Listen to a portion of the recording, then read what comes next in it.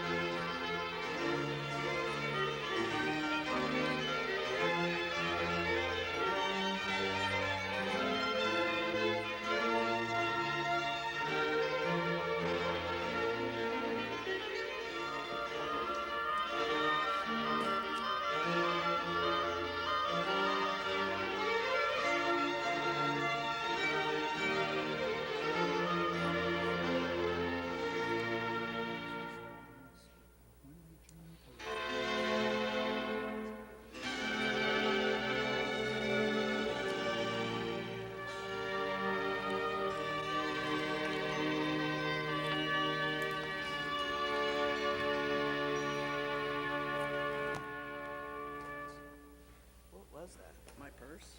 Yeah.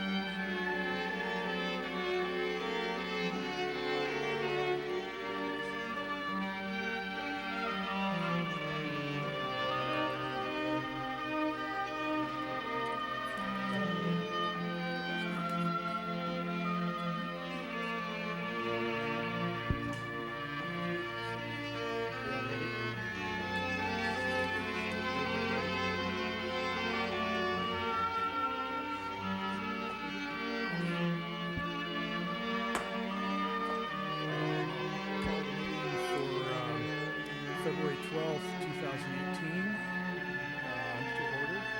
This is the City of Pacifica City Council. Can we have a roll call, please? Councilmember Martin? Here. Councilmember O'Neill? Councilmember Degree? Present. Pro Tem Vaterlos? Here. Mayor Keener? Here. And we'll have the salute to the flag led by Councilmember. I pledge allegiance to the flag of the United States of America and to the republic for which it stands, one nation, under God, indivisible, with liberty and justice for all.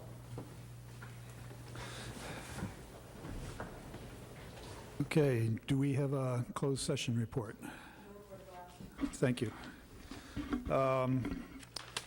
We have two special presentations. The first one is the Pacifica Hall of Fame, Sports Hall of Fame, and Horace Hinshaw is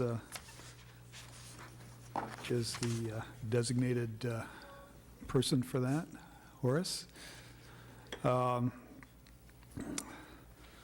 So, let's see. I'll read some of this. City of Pacifica Sports Hall of Fame 2018 inductees. Whereas for 60 years, Pacifica has produced many talented athletes in both the amateur and professional sports. And whereas the 2018 Pacifica Sports Hall of Fame inductees are Terra Nova Oceana High School, John Gradwell, Skyline College athlete Catherine Stelling, Catherine Stelling Reynolds, City College of San Francisco quarterback Ryan Gordon, and Oceana cross-country coach Bill LaForge. Now, therefore, the City Council of the City of Pacifica hereby recognizes the outstanding contributions these 4 Sports Hall of Fame inductees have made to sports and recreation in the community, and will join with the Pacifica Sports Club in honoring you on this special occasion, and thereby I proclaim the week of February 19th through February 24th, 2018 as Pacifica Sports Hall of Fame Week, done this 12th day of February 2018. Thank you, Mr. Mayor. Once again, it's the time of the year that we honor our athletes who not only start as community people, but have gone on to reach the stars as professional or even amateur professionals. But it's a pleasure that we can honor these people every year. We're fortunately the only city in our county that does this every year. So I think we just step just ahead of everybody else and take care of our youth and our community athletes. As you know, Pacifica has a rich history of sports, and we're proud to stand behind that. And once again, I thank you, and also we look forward to seeing a couple of you at the dinner on Saturday, February 24th. Thank you.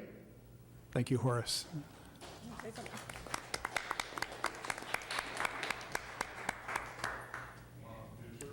No. No pictures, boy, you're the... Can I say something? Sure. Never ask a question unless you know the answer. Yeah, thank you, Horace. And one thing I've noticed that in going to this annual event, it's a wonderful dose of Pacifica history. It's a very enjoyable evening. So it's February 24th at the, where is it now? Rosner Hotel. Rosner Hotel. Yes, unfortunately, it's not here. But it's a wonderful evening, and you relive Pacifica excitement, and it's a great tribute to all the athletes and their families. Thank you. Okay. The second proclamation is for Ed Vandehey on the occasion of his retirement after 30-some years Where's Ed? service to the city of Pacifica. And so I'll just read this proclamation. Ed, are you around here somewhere? Oh, there he is.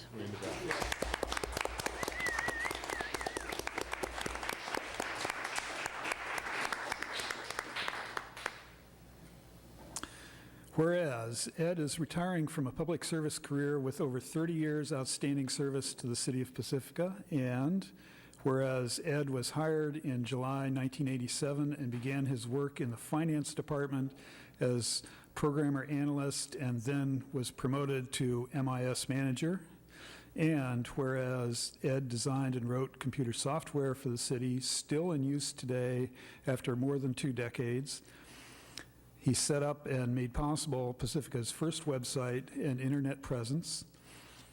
And whereas Ed has represented Pacifica on several statewide municipal committees and has been the official link to federal and state agencies for tax purposes. And whereas Ed served as treasurers for Citizens Organized for a Police Station, COPS, and was instrumental in helping to raise funds for the city's new police building when the Little Brown Church became woefully inadequate. And whereas he served on employee recognition committees, many of which were most memorable, and has been a mentor for big brothers and big sisters of the Bay Area. And whereas Ed has survived 7 finance directors and as many city managers, and is the most tenured manager in City Hall, and whereas Ed has been described as selfless, kind, and responsive to the needs of others, he has earned the admiration of his fellow employees who are very proud to call him friend. Now, therefore, be it resolved that the City Council of the City of Pacifica hereby extends our thanks and appreciations to Ed Vandehey for his distinguished service to the city and the manner in which he has carried out his duties and responsibilities, and wish him the best in all future endeavors. The countdown is over. Enjoy retirement to its fullest.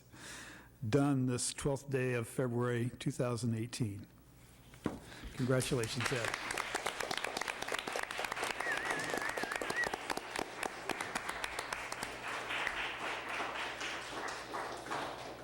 Thank you. I was kind of recalling, all the people that I had worked with and all of that, and I realized I've seen a lot of changes in the last 30 years. This orange carpet is not one of them, but I have seen quite a few changes. I've worked with a lot of people, and they've all been wonderful. So I want to thank them for making my job a little bit easier, and Pacifica will always be in my heart. Thank you. Have a picture.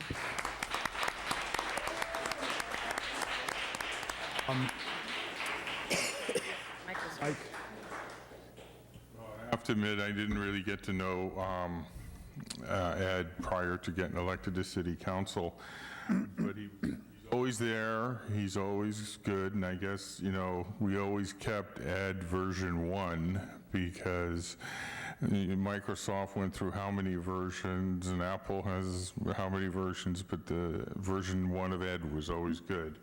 And I have to admit, I'm amazed because he's the only one that seems to get every single PowerPoint to work, council presentations. And he's also keeper of the secrets because we always had to give him our password to get into the laptops. And I was very frustrated in the beginning because I've never used Apple, and I told him my password, and he and I both chuckled. Ed. And he happens, I look downhill at him, although now I'm looking uphill because he'll be retired and I won't. But anyhow, enjoy your retirement, Ed, and thank you for your years of service. Thank you. Sue DeGree. Yes, Ed, I'm going to miss you. I always say I need to adopt you so you can be with me all the time because I'm always having computer or phone issues. And as it said in the proclamation, Ed is selfless and kind and always there for service. And you've had a long, long service here, and I really appreciate all that. I hope you write a book of memoirs because you know a lot. I think would be very interesting to all of us. So great success wherever you go, and enjoy your life. You deserve it. Thank you. Thank you. Deirdre Martin. Oh, Ed, I just think you're the best, and I didn't get to spend as much time as I would have liked with you, but we're really going to miss you. I'm really excited for your future, though. Think of us often. We will. Think of you all the time. Should have a photograph. Sue Vadalas. Always happy, always smiling, always helpful. One of the greatest guys from Pacifica. I think I've seen you for years and years and years. Outside, inside, always a happy guy. And I think you're going to have a great time. And thank you very much for service to us. Thank you. And I'll just say again, everything it said in the proclamation I think is true, and congratulations. So, should we have a photo? Yes, down yes, front? yes. Yes. Are his coworkers here?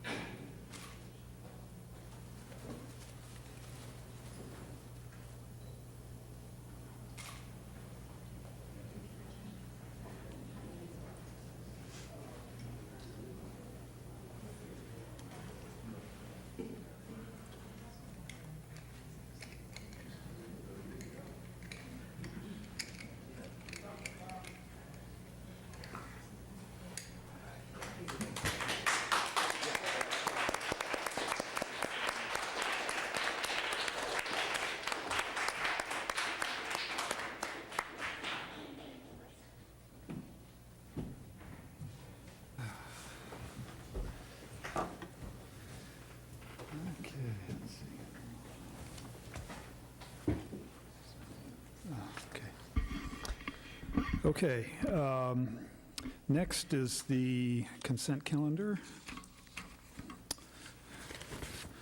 I move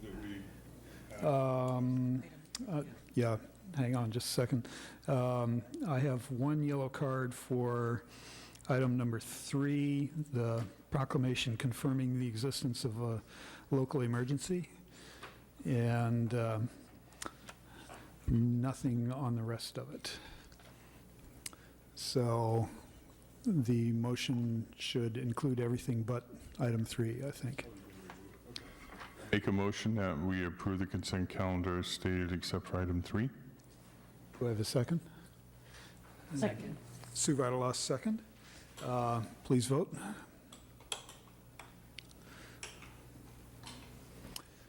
And that passes 5-0. So now for item 3, Ron Makel, you want to come up?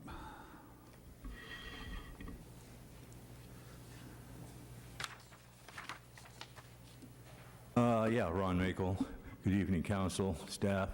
I just, looking at this item here on designating or the proclamation regarding emergency zone, you know, and I'm still wondering, is that going to include all of West Side Drive going up to Muscle Rock, or is it going to mean at the southern end of West Side going all the way to southern end of Beach Boulevard? I guess that was just a question I had there. But the reason I just wanted to discuss it, this is an opportunity to talk about the coastal trail. You know, you were talking about the coastal zone here, emergency needs we're looking at in the future. And we've had several areas of the coastal zone have already been lost in this area up there by off of Esplanade and near all of those townhouses up there. And I can't think of the name of the street. But I just wanted to point this out. With the coastal trail and going through, you know, I would think it's going to be within this whole area, and of course, going to go all the way down to Devil's Slide eventually over to Pedro Headlands. But I would just bring this to your mind, the need to make a decision in deciding what the you know, the route is for the coastal trail is going to be, especially in that area. I know it's part of it's a lengthy part of it's unfortunately going to have to be on the west side of Palmetto because, you know, there's no way you can go along the shoreline there. So, but anyway, I just want to bring this to your mind, you know, this issue. We have an emergency for sure, the shoreline erosion, and I just want to make sure that we keep the coastal trail in mind within this arena. Okay, so that's all. Thank you. Thank you, Ron. Sue, you have a Ron? It was from before, but. Okay. To pass consent item number 3. Second? Second. Sue seconds. Please vote.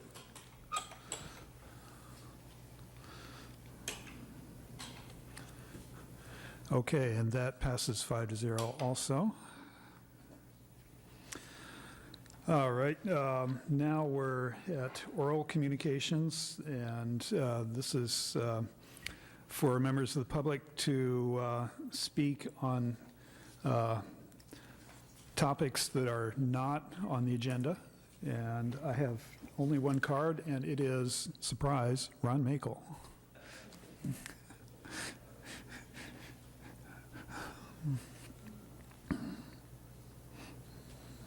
Okay, Ron Makel again, basically kind of in the same line of topic, so to speak. I was at Rockaway today. I actually live in Rockaway, back in the valley there, but I go there almost daily. I walk my dog there, and sometimes I'll go there and go into the quarry, but I usually walk the whole length of the beach. I would really like to see, I don't know if the mayor, we still have these mayoral walks sometimes where the mayor gets with the city manager and I guess other people, maybe staff people, and they choose a spot to go walk and look at and observe and make some assessments. Well, Rockaway needs that, especially the northern end of Rockaway. You go today, I was amazed. There must have been 50 tons of sand that had been removed somewhere. I don't know. The water does that. It moves the sand back and forth, but there's hardly any beach left at all. So much so that dirty kind of water was kind of leaching up into the sand, and I couldn't tell if it was really from the pumping station there or if it was from the, you have like a little marsh there from mouth of Calera Creek right there. Right? That's the area I'm talking about, the parking lot right by Calera Creek. But the access to the beach there is almost gone. It's very dangerous. The boulders have been moved around a lot over the years. We need to go out there and look at that and see what can be done. And then there's always considerable amount of sand gets thrashed up there on top of the coastal trail right in front of the Moonraker, the hotel there and stuff. But if you guys maybe could make arrangements and schedule a little meeting, go down there and walk and look at that. Additionally, there's a sign out there right now that's warning people that the creek water is contaminated, warning. And unfortunately, I don't know why, but the sign is laying on the ground on some weeds there, kind of, rather than being up on a post where where it's really visible and a good spot. So it was a little bit disturbing to see that kind of recklessly, I consider, placed just down on the ground like that. But anyway, I would really appreciate it if maybe, Mayor Keener and Manager Oldhouse could go out there and maybe plan a trip and check it out. But it needs some attention for sure. But, so I just wanted to bring that to your attention. I appreciate if you guys could look at that. Okay, thank you. Thank you, Ron. And I was just there a couple days ago, actually. Next is Bridget Duffy, and following her is Julie Lancel. Hey, everybody. Bridget Duffy. I have a 2017 Eyes on Pacifica year in review that I'm going to give you. And I have the latest one, which is a celebration of V-Day this coming Wednesday. It's kind of a Galentine's thing. Eve Ensler, who wrote the Vagina Monologues 20 years ago this year, invented V-Day to raise consciousness about the violence towards women, to end violence against women. Because it's called 1 Billion Rising, because 1 billion women on planet Earth right now will either be raped or beaten in their lifetime, statistically. So it's to try to end that. And I know what we've seen in the news lately, I think it's backing me up that the rampant harassment and abuse of women for, well, we won't get into thousands of years, but at least the last couple of decades has robbed us of equity and certainly justice. So I'm calling for a march, Pussy March, on Galentine's Day at 5 o'clock, just to the bridge on right here in front of Eureka Square. Anyway, I also have the end of my book. I didn't write it into a book, and I can't even give you a copy, but I can read it to you all because I know you've all read the book, and I think you will probably get exactly what I mean. I tell you this tale, so true and so sad, not in order to make you mad, but to illustrate to you what is really bad. Now, Batty Girl, it's true, could have done something rude. She could scream and shout and try to point stuff out. She could drive her car out into the fray. She certainly would, if it happened today. But I didn't care much for dogs at the time, and I didn't want to risk my own behind, especially for something that wasn't my kind. The onlooking do-gooders, on the other hand, were perfectly positioned to take a stand and to step out just a few short feet and grab hold of democracy before she gets put to sleep. The monster Trump and all those behind him could not see what was beyond them. They had no idea of the impending dread, and they zipped on through without turning ahead. They had already been on that road for some time, a road that began in another place and another time. It is the owners of the dog, the people you see, that simply weren't around. They were, in fact, nowhere to be found. But if they had been there, if they only knew, it's not hard to imagine what they would have done. No. If they only knew, it is not hard to imagine what they would do. Thank you. Thank you, Bridget. Julie Lancel. Good evening. I'm coming to speak before you this evening because of, I just thought maybe this is a good time to bring this up. It has to do with fireworks, and we've seen the impact of fire in the changing climate that we're experiencing now. I don't want to presume to say that this is the trend and this is the way it's going to be, but I think it's a good time to think about how we behave if indeed we don't get a lot of rainfall this year and we have a lot of dry areas, because we have so many open areas. And we've seen, as I mentioned, we've seen both in Southern California and in north of us, places where fire started and just devastated people's homes. In particular, there are two valleys, Rockaway and Valamar, which don't have any roads out. They have one road in, and the same road is the one you have to take out. And they have dry grass lands that we love, our open spaces on either side.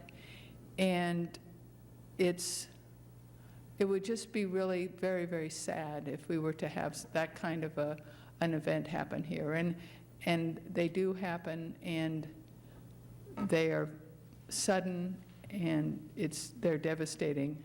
The problem for all of us in Pacifica with regard to this is that the way this has developed over the years is the sale of fireworks provides revenue for really wonderful groups, nonprofit groups, that support their programs during the course of the year. And that creates a tremendous dilemma for us when we try and make a decision about whether to discontinue selling fireworks in our community. They make, many make at least $10,000, which covers a lot of their, each, which, covers a lot of their good work that they're doing. So I think that if we're going to make this transition, we're going to have to consider, establishing some kind of fund to provide that revenue to, these groups. And at the same time, we are kind of the last city in the Bay Area now, I think, that allows safe and sane fireworks in their city limits. But we may need to consider discontinuing that. I know it's a very unpopular point of view that I'm expressing, but I think that it's, I'm just laying it out there. It might be important this year to consider that and try and find solutions for fundraising for our groups in another way. Thank you very much. Thank you, Julie. Now I have no more yellow cards for oral communications. Move on to council communications. Do I have any volunteers? Yeah, let me, Mike. I attended the library JPA, and the only major item out of the library JPA is that they're going to be forming a library foundation that is for the county.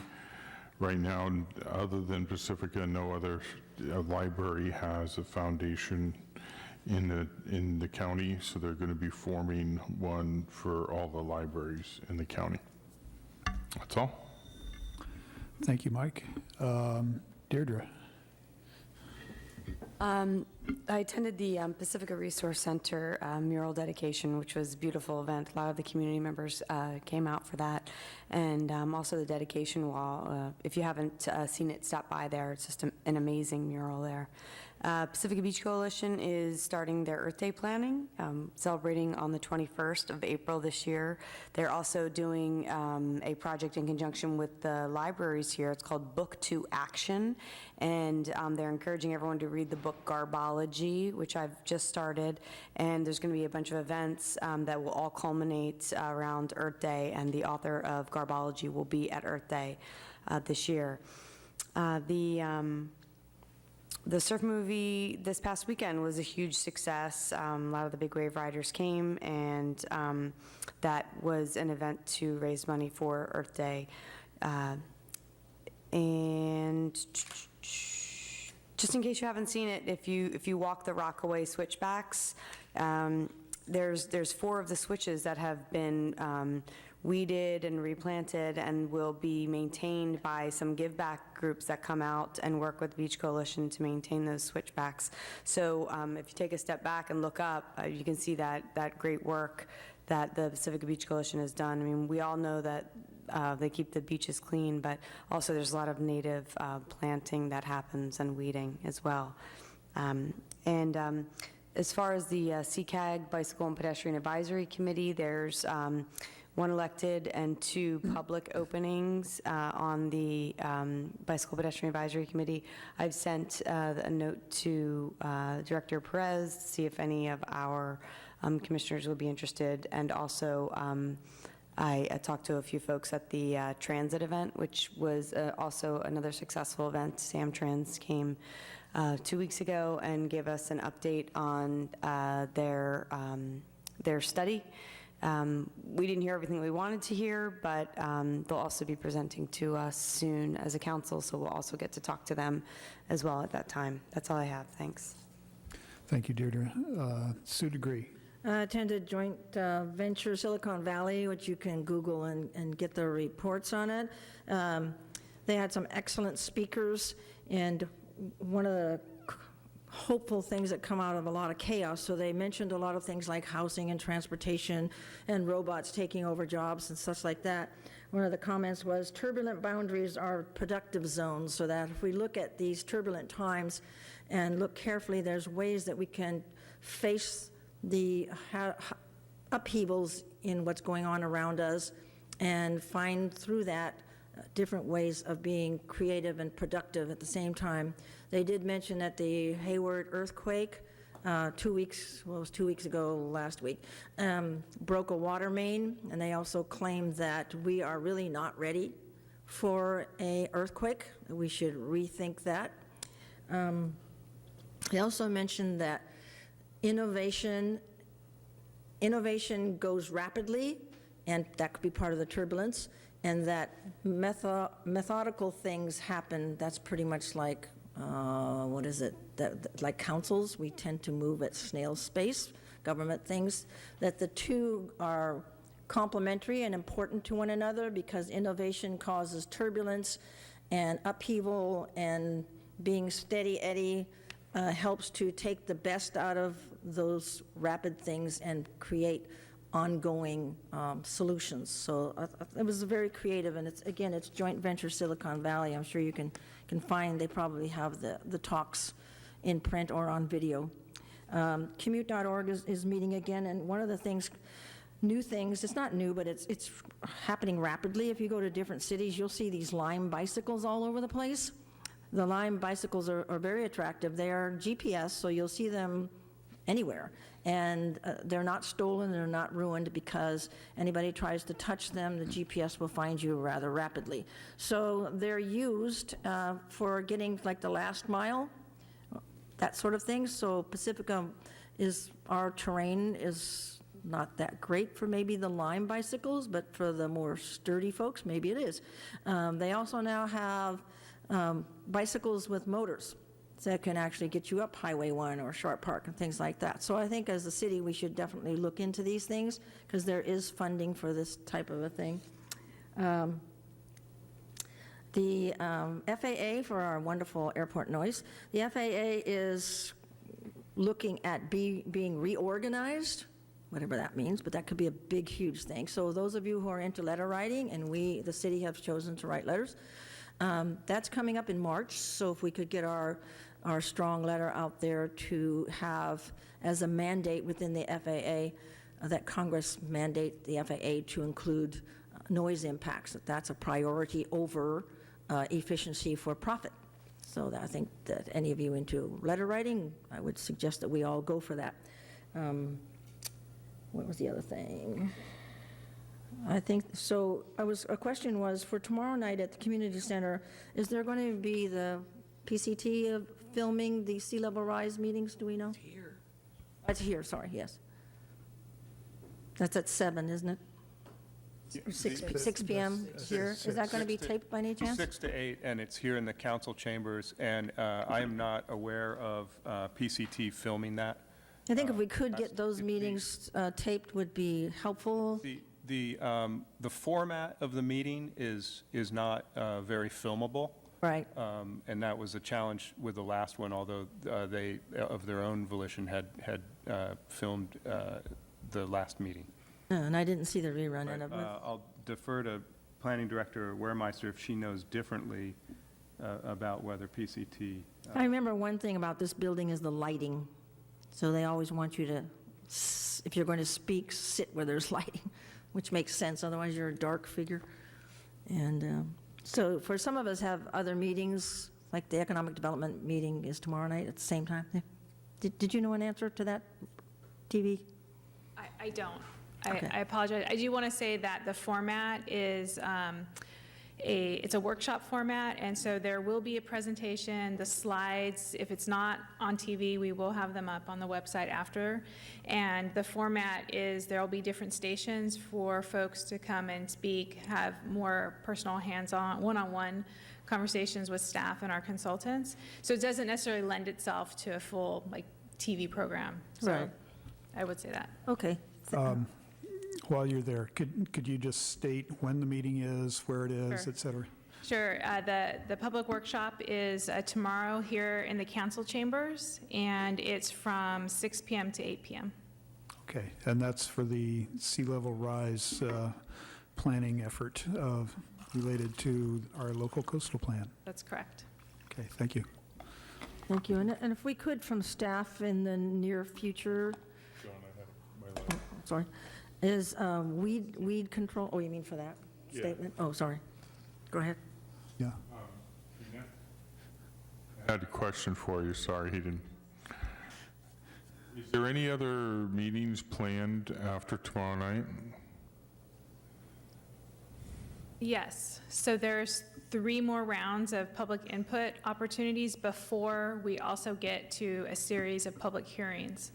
So I don't have dates, but there'll be more, 2 more community work group and technical work group meetings. So that's a total of 4 more meetings. And then 2 more public workshops. So again, now we're getting into a total of 6 more meetings. And then we go into public hearings. And so there'll be public hearings in front of the Planning Commission as well as the City Council. So there's many more opportunities coming up for public engagement. Is there any meetings scheduled? If I understand you correctly, there's no meetings scheduled for like the advisory group up here to hear individual 3-minute opinions or testimonies. Mike?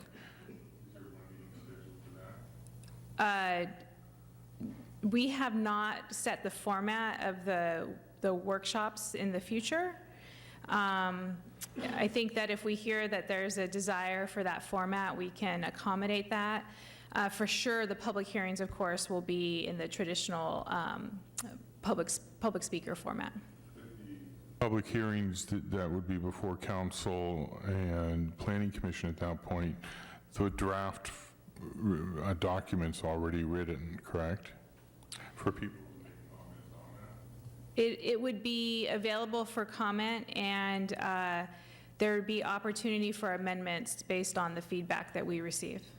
Okay, but there's no opportunity for the public to make a 3-minute statement prior to that document's draft, right? At this point? We have not set the format for those workshops, and so we can, in the future, set up a workshop in that format if needed. And Councilmember O'Neill, I'll just add that at any of these public meetings, whether the community work group meeting, technical work group meeting, the actual public meeting, comments or questions can be submitted in writing for the record and will be responded to. So I think, too, along that line, I think this community likes public forums where you're not stuck at the podium with 3 minutes and that's it, you walk away. Also getting to... Sue, there's other people that would like their 3 minutes to go on the record, too. If they're in the public forum such as That's described, true. which I think is worthwhile. I'm not saying don't do that, but I think there's another group that would like it on record that they are saying this and their input. So I don't see why we can't have both. I'm all in favor. So goal setting for the council is March 3rd, right? So usually right about now, each of us start submitting different things that we would like to have on the agenda, is that correct? For that conversation? I mean, I would hope we would do that. Actually, Mayor Keener and I are meeting on that timeline and schedule, and Okay. you're correct that in the near future that will start happening.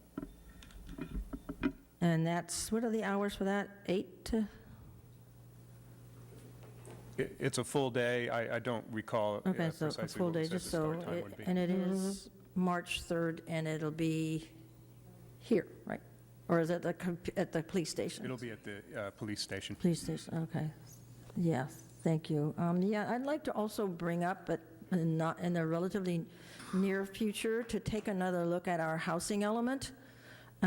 Each time we've had it in the recent past, it's been like at 10:30 at night. I would really like to, as a council, be able to look at that in more reasonable hours. Thank you. Sue Vadelas. So I went to a lot of things. I attended the local coastal plan technical working group and the Citizens Advisory Committee meeting on the same day. I was going to tell you about local coastal plan meeting, but you heard about that. I went to Home for All second residential unit presentations. I learned a lot about what's going on across the rest of the state and also in Oregon with second residential units. And they are much more progressive as far as that goes than we are, and encouraging second residential units. They have a book, and inside the book, they highlighted a cottage that's built in Pacifica that was one of their success stories. And it was really nice to see it. It was a great meeting, enthusiasm. I went to the Half Moon Bay Chamber Awards. I was amazed to see the number of events that the Half Moon Bay Chamber puts on throughout their community. Not city events, but chamber events. I did also go to the mural at the Resource Center. It's beautiful. Everyone should go by and look at it. Jackie Spear, on that same day, spoke to a packed crowd at Ingrid B. Lacey, updating us on the United States government side. I went to the City and County Association of Governments legislative meeting.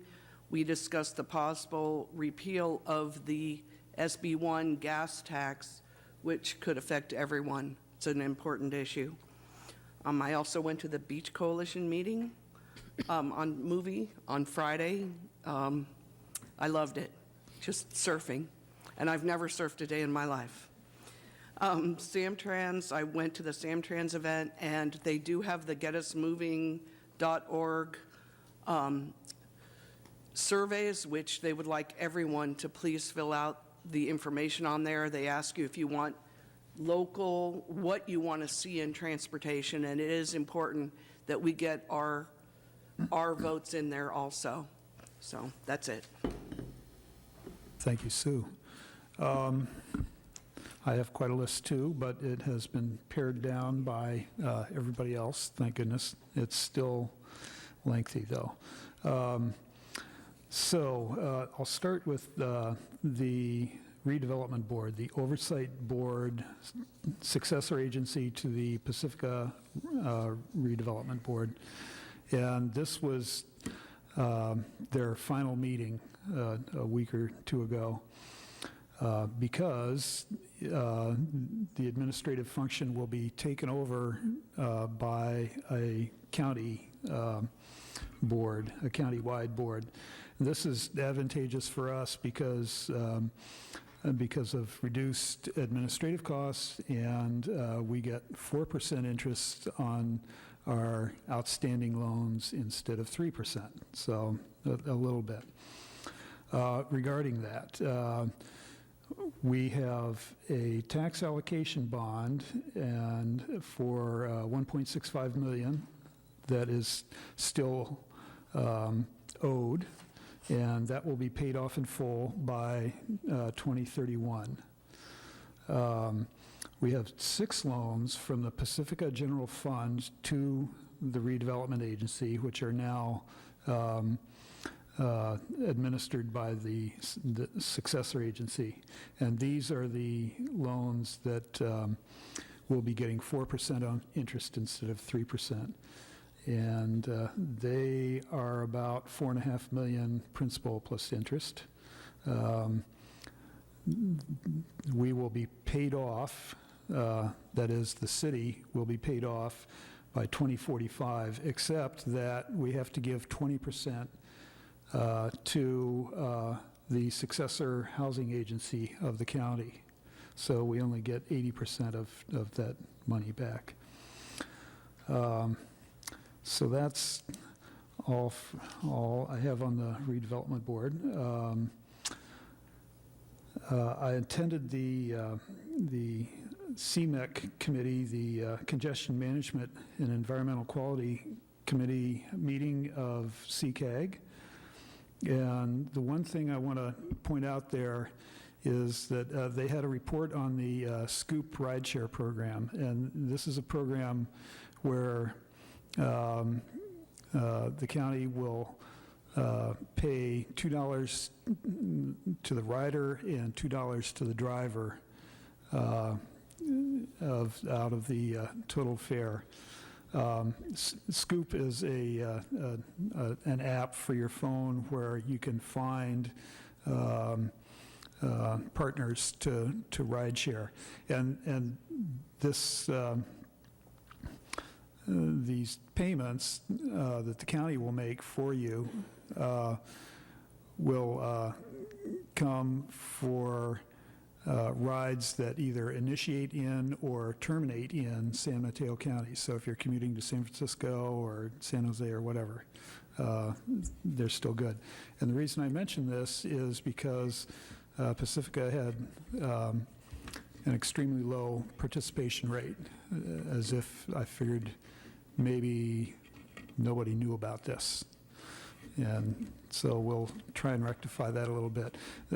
This is one other thing, to help with our traffic situation. We keep harping on Samtrans about an express bus to San Francisco, but this is equally important. I attended an opening at the Sanchez Art Museum, and the thing that was novel about this was that there were the artists talked about their work. There were 20 or 30 of them, and each one talked about their work, and it was really a nice evening. I attended the CCAG board meeting just after Sue's legislative meeting, and again, the same. I wanted to highlight the same thing. The SB1 recall effort. That SB1 was the gas and diesel tax increase that is going to fund improvements to our roads and possibly even fill a few potholes. And it was interesting listening to the legislative analyst talk about who the folks are that are against it and who's for it and so on. Let's see. Finally, second to last, Saturday, February 24th, from 2 to 4 p.m., the San Pedro Creek Watershed Coalition will have a public meeting to introduce their work plan. That's at San Pedro Valley Park, Saturday, February 24th, from 2 to 4 p.m. And finally, I've been asked to adjourn the meeting in memory of Alan Ernat. He was appointed to the Beautification Advisory Committee in 2015, served for 2 years, contributed to many of the beautification projects around town, He was a master gardener in San Francisco and San Mateo counties and a longtime Pacifica resident. So we will adjourn the meeting in honor of Alan Ernat. And that's all I have. And so now it is time for staff communications. Great, thank you, Mayor Keener, council members, Kevin Woodhouse, city managers. Just a few quick comments. One is that I wanted to mention, just for the record, a correction that we've submitted to the Tribune that will occur.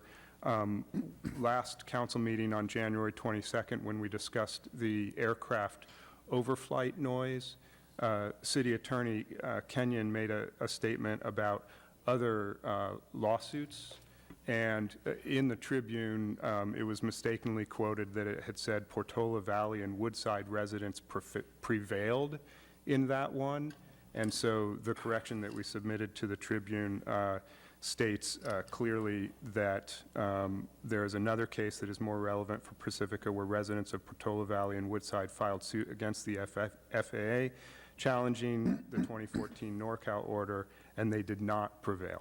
So it was just an important one that we felt collectively that we should submit, so that'll probably be published next week. I was going to speak a little bit about the Sea Level Rise Local Coastal Plan Update meeting. We've already covered many of the details related to that meeting occurring tomorrow night here in the council chambers.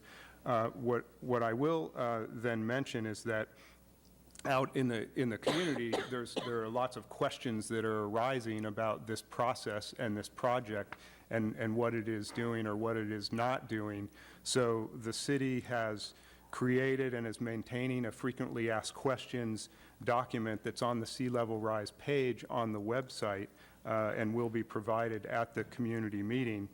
And particularly some recent questions that have been raised related to, the city council designating floodplains and other assertions. And so the FAQs answer that question, and certainly, FEMA is the agency that designates flood zones, and the city's not doing that. And in addition, just to be clear, the city council is not, the project is not at the phase yet where the city council is making policy decisions about this issue. The meetings that are occurring are public input meetings and gathering the information necessary to build all of the information to bring forth to the Planning Commission and the city council, as Planning Director Weremeister mentioned earlier. So again, main point, FAQs available on the city's website for those that are interested in receiving those answers.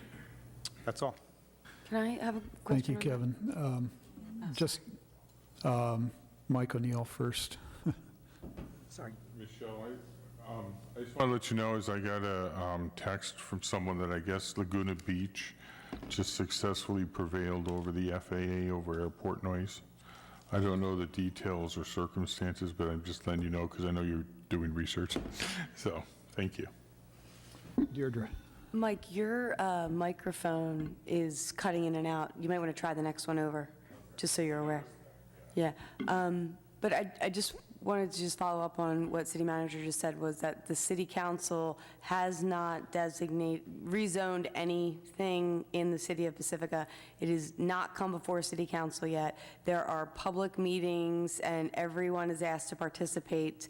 There's been a lot of letters circulating out, especially in West Sharp Park, from outside organizations, not from the city, spreading some information that is not entirely true. So please visit the FAQ site, please educate yourself, and please come to those meetings for local coastal plan. Your input is important. Thanks. Thank you, Deirdre. Okay. Now on to a public hearing. This is a public hearing about a general plan amendment and a rezoning. And specifically, it's on San Pedro Terrace, San Pedro Terrace Road, and I think that's enough. Do I have staff report, please? Thank you. Good evening, Mayor. Good evening, councillors. I'm Assistant Planner Robert Smith. The City Council is being asked to consider adoption of an ordinance amending the general plan and zoning designation for the project site located in the southern portion of the city at the western terminus of San Pedro Terrace Road. The applicant requests that the general plan be changed from high-density residential to low-density residential, and the zoning be changed from C3 service commercial to R1 single-family residential. On January 16th, 2018, the Planning Commission recommended approval of these legislative amendments and approved a 6-unit residential subdivision. The subdivision approval became final on January 26, 2018, as no appeal was filed. Planning Commissioner Jeffrey Cooper is here this evening as the designated liaison for this item. On the slide is a site plan showing more details of the approved subdivision. The final plan approved by Commission is revised from the original plan and provides a number of positive improvements, including a more traditional linear arrangement of residential properties, allowing increased distance from the creek and a reduction in the amount of impervious surfaces created. The 1980s... Could you go back to that Sure. slide? So what are the pink lines and the dark blue lines in that slide? The starting from the bottom line, the blue line is the 25-foot riparian setback line. Okay. And then following on from that, there's I think a green line between the blue line and the pink line, which is quite faint, but that would be the FEMA 100-year flood zone, and also that's consistent with the top of the bank of the creek. And then following on from that, there's also a city easement, which is the light blue line, which is for maintenance and flood control. And then the approximate wetland limit of the San Pedro Creek is the pink line. Okay, thank you. So the 1980s general plan designated the site as high-density residential, but also identifies this site as one where low-density residential would be appropriate. Subject to alterations to the adjoining creek to reduce the flood risk from flooding at the site. And in early 2000s, the San Pedro Creek widening project was undertaken, which addressed the flood risk concern and created developable sections of the site outside of the 100-year flood risk zone. The approved Planning Commission subdivision would restrict development around and beyond the existing top of the bank of the creek and only allow structures to be constructed outside of the 100-year flood hazard area. The proposed general plan amendment is recommended for approval for a number of reasons, primarily because the 1980s general plan identified the site for low-density residential. The general plan amendment will create consistency with surrounding land uses, and the rezoning will be a more appropriate intensity of development given the environmental sensitivity of the area. The 1980 general plan identified it as high-density residential, didn't it? The existing general plan designation is for high-density residential. Yeah. And the narrative within the general plan also identifies that site as being having the potential for low-density residential. Okay, very good. Thank you. Thank you. The current zoning for the site is inconsistent with the general plan and does not appear to be appropriate for this location. Adjacent to the existing use of the Lindemar Rehabilitation Centre and the residential neighbourhood of West Lindemar on the other side of the creek, the current C3 zoning would, for example, allow intensive uses such as commercial production facilities, service stations, and retail facilities. These types of uses would not be consistent with the general plan designation or the surrounding land uses.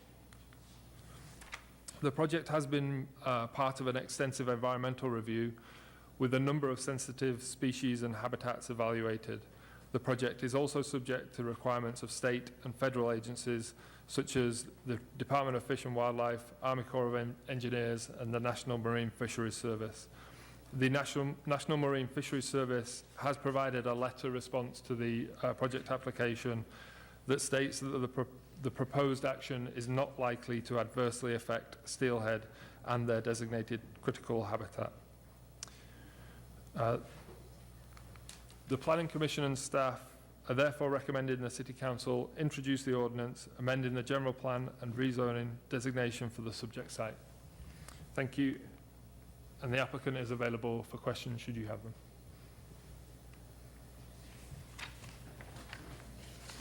them. Any questions from council?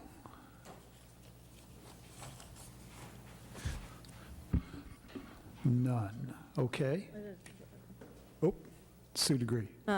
Just so the public knows, it's not like we don't have any questions. I, for one, had 3 million questions, but they've all been asked, so thank you. Okay. I have 2 yellow cards for the public hearing. Glenn Harlan, or Havlin, I think, and Bill, would you please come up? And then Bill Burke is next. Mr. Mayor, would you, this is Tina. Oh. Would you like to have the applicant present first prior to public comments? Yes, if he wants to.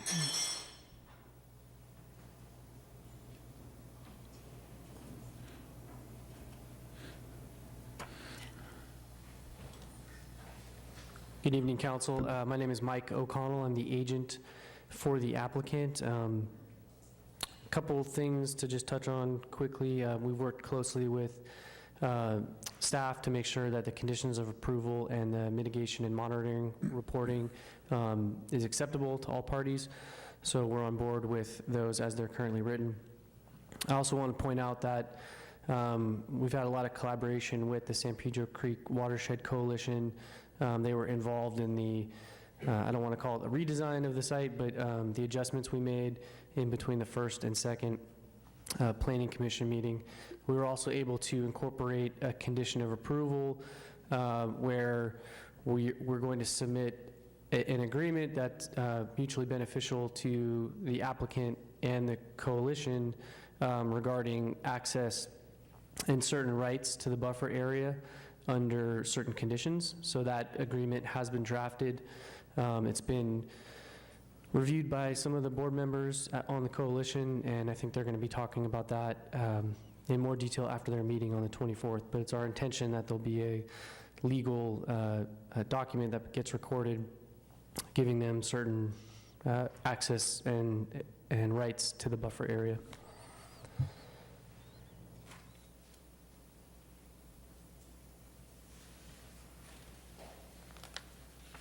Also, just to give you an update on the status of the federal permits. So there are several federal permits that are required for a project like this. The federal permits were initiated 15 or 16 months ago, and they really do take that long because you're dealing with the federal government. So it's not uncommon that we finish the local entitlements prior to the federal permits being issued. So that's, it might sound unusual, but it's not. Those agreements include a lake and streambed alteration agreement from the California Department of Fish and Wildlife, Fish and Game, I should say. That was approved by a matter of law. We're also working with the Army Corps on the permit for the outfall to the creek. The Army Corps, as part of their permit, refers the project to the National Marine Fishery Services and the U.S. Fish and Wildlife Service. So the National Marine Fishery Services has issued a concurrence letter that there wouldn't be impact to the steelhead, and the U.S. Fish and Wildlife Service has issued a draft project description, and they're circulating their biological opinion internally for approval, and they'll get that back to the Army Corps, who can then issue the permit for the outfall. It's important to note that the U.S. Fish and Wildlife looks at the project as a whole. It doesn't just look at the outfall, but it looks at the entire project and all of the mitigations. And as part of their biological opinion, they've got their own set of conditions of approval and mitigations that the project is bound by. Once all that is done, it goes to the Regional Water Quality Control Board for the 401 permit, and they cannot act on the 401 permit until the Army Corps has issued the 404 permit and the city has adopted the mitigated neg deck. So it's a very long, arduous, complicated permitting process that we're almost near the end of. All of the agencies have reviewed all the project documents to date, and we've incorporated their comments and concerns into the design, and we expect, additional conditions and mitigations as part of those permits getting finalized. So, you have a question? No. Oh. That's all I've got for now. Okay, thank you, Mike. Now we'll call Glenn Havlin or Harlan, and after him, Bill Burke.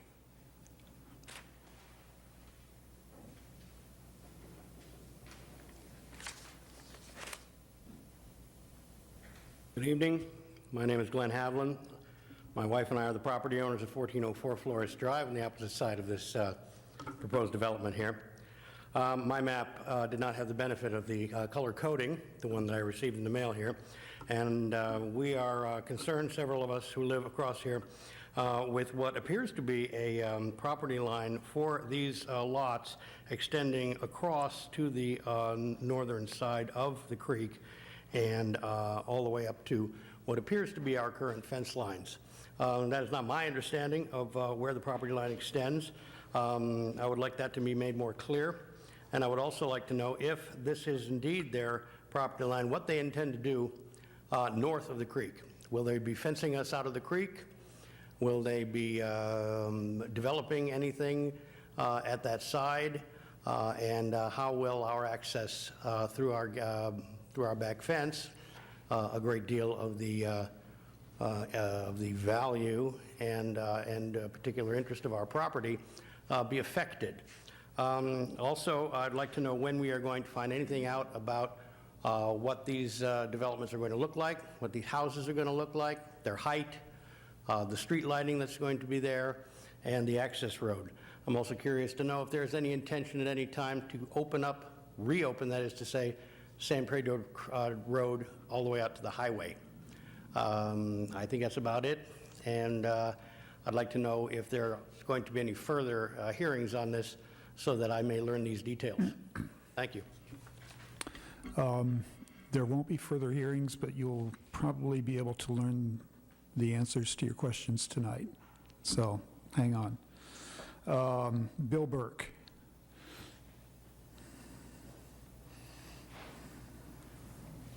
Good evening, members of the council. I'm Bill Burke. I live at 1408 Flores Drive.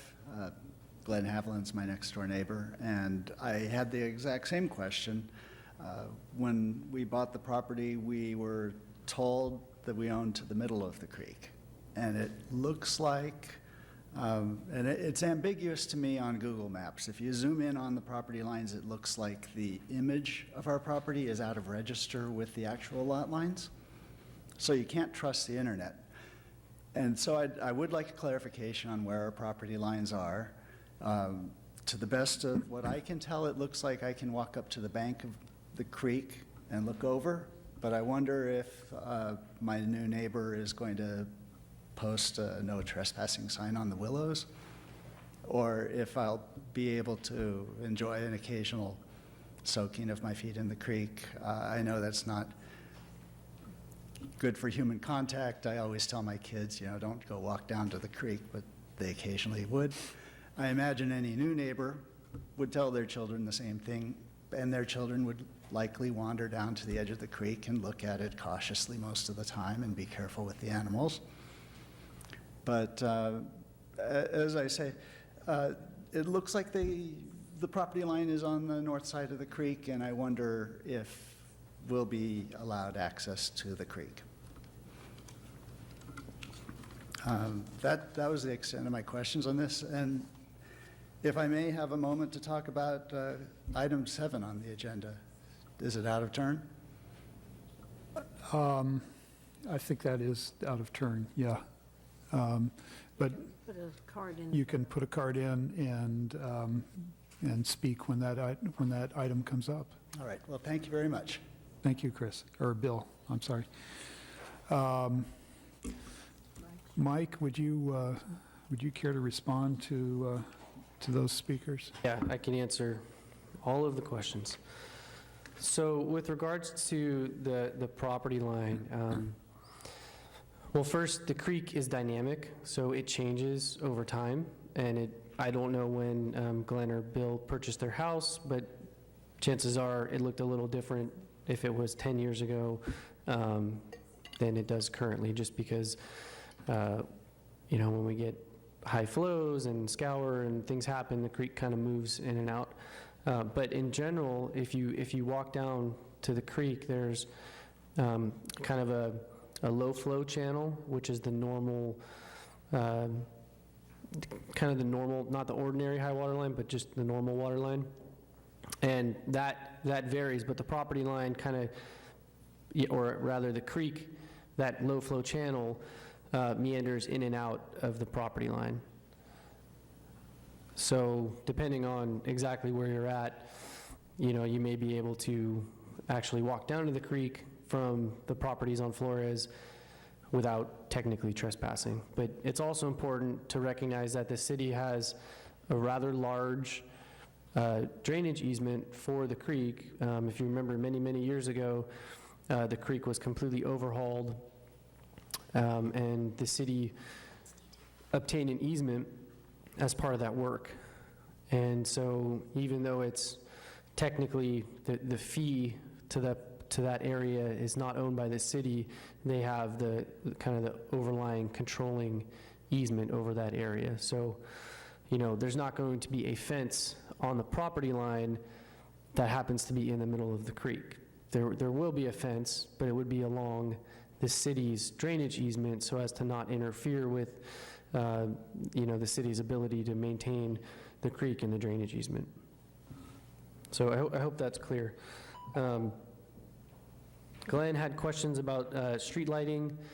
There are pedestrian scale street lights included in the plan for the private street. I believe there is a condition of approval that requires a photometric analysis to be done as part of the construction documents to demonstrate that, where they're providing adequate lighting for the proposed sidewalk.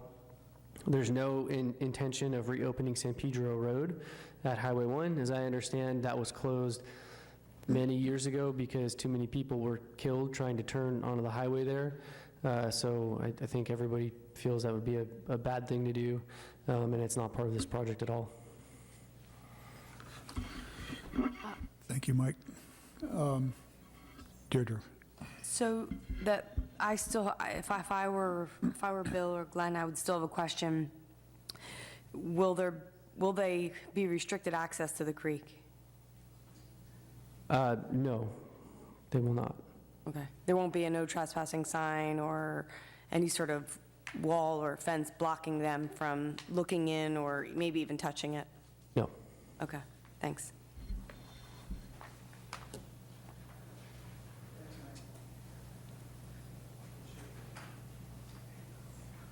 Okay, I'll bring it back to council. Does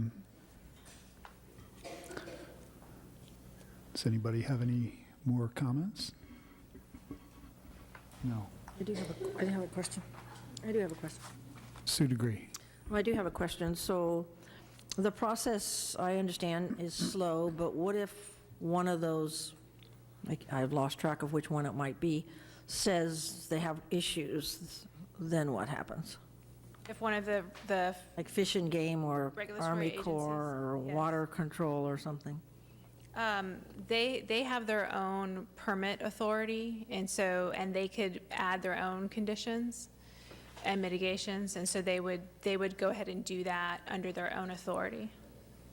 Oh, and we would be informed, I assume? Yes, as we need to receive confirmation that they received all of their permits before we issue any grading or development permit, and we'll be informed of that. Thank you. Mike O'Neill.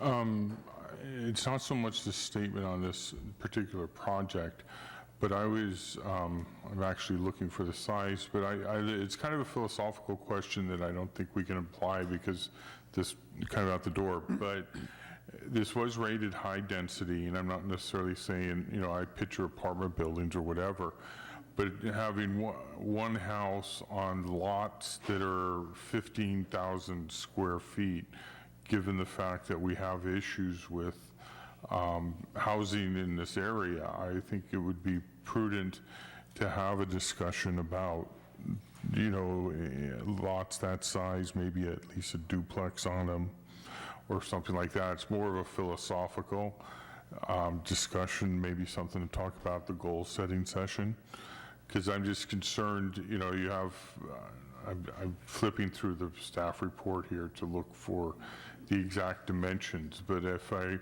recall correctly, most of these lots were like 15,000 square feet except one, and I think, that could have a duplex on it or something to provide or have an accessory dwelling unit to have some lower cost housing as well as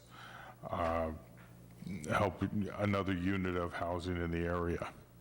So I'm just throwing that out for discussion, not necessarily for this project because they applied, we'd be changing the rules for this project, but I'm talking about for in the future. If the council would like to discuss that. Deirdre Martin. Yeah, I'd be in support of that, or even, throwing it to planning to look at, what that would require from a planning perspective or rezoning. So I would wonder what is the buildable area of each lot rather than just the total square footage of the lot. So could you give us the range of the 6 lots for that? We don't have that number readily available. I don't know if the project engineer does. The area outside of the 100-year floodplain, I believe, is in a nutshell. Or not including the street. Or the 25-foot buffer from the drip lines. Either one. I don't have those numbers specifically, but on most of the lots, it's at least half. And the site as it stands is about 2.4 acres. 1.2 acres of that is the creek, and we haven't even extracted out the extra area for the buffer. So the way the houses are laid out, and you can kind of see it on C3.02 if you flip to that sheet, like lots 1 and 2 are kind of deep. They have a little more room than, say, lots 3 through 6.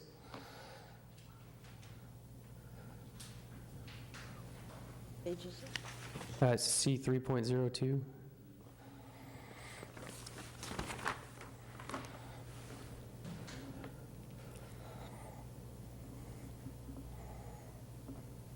And I think the important things to look at here are, we've kind of just drawn blocks for like a typical house footprint, and then we have a dimension from the back of the house to the buffer. So like on lots 1 and 2, that's, 51 to 67 feet, right? So those ones have some extra room.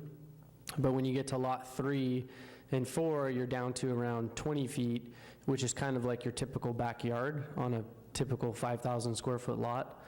So you can really see how much of this is the creek and the city's easement and the buffer area.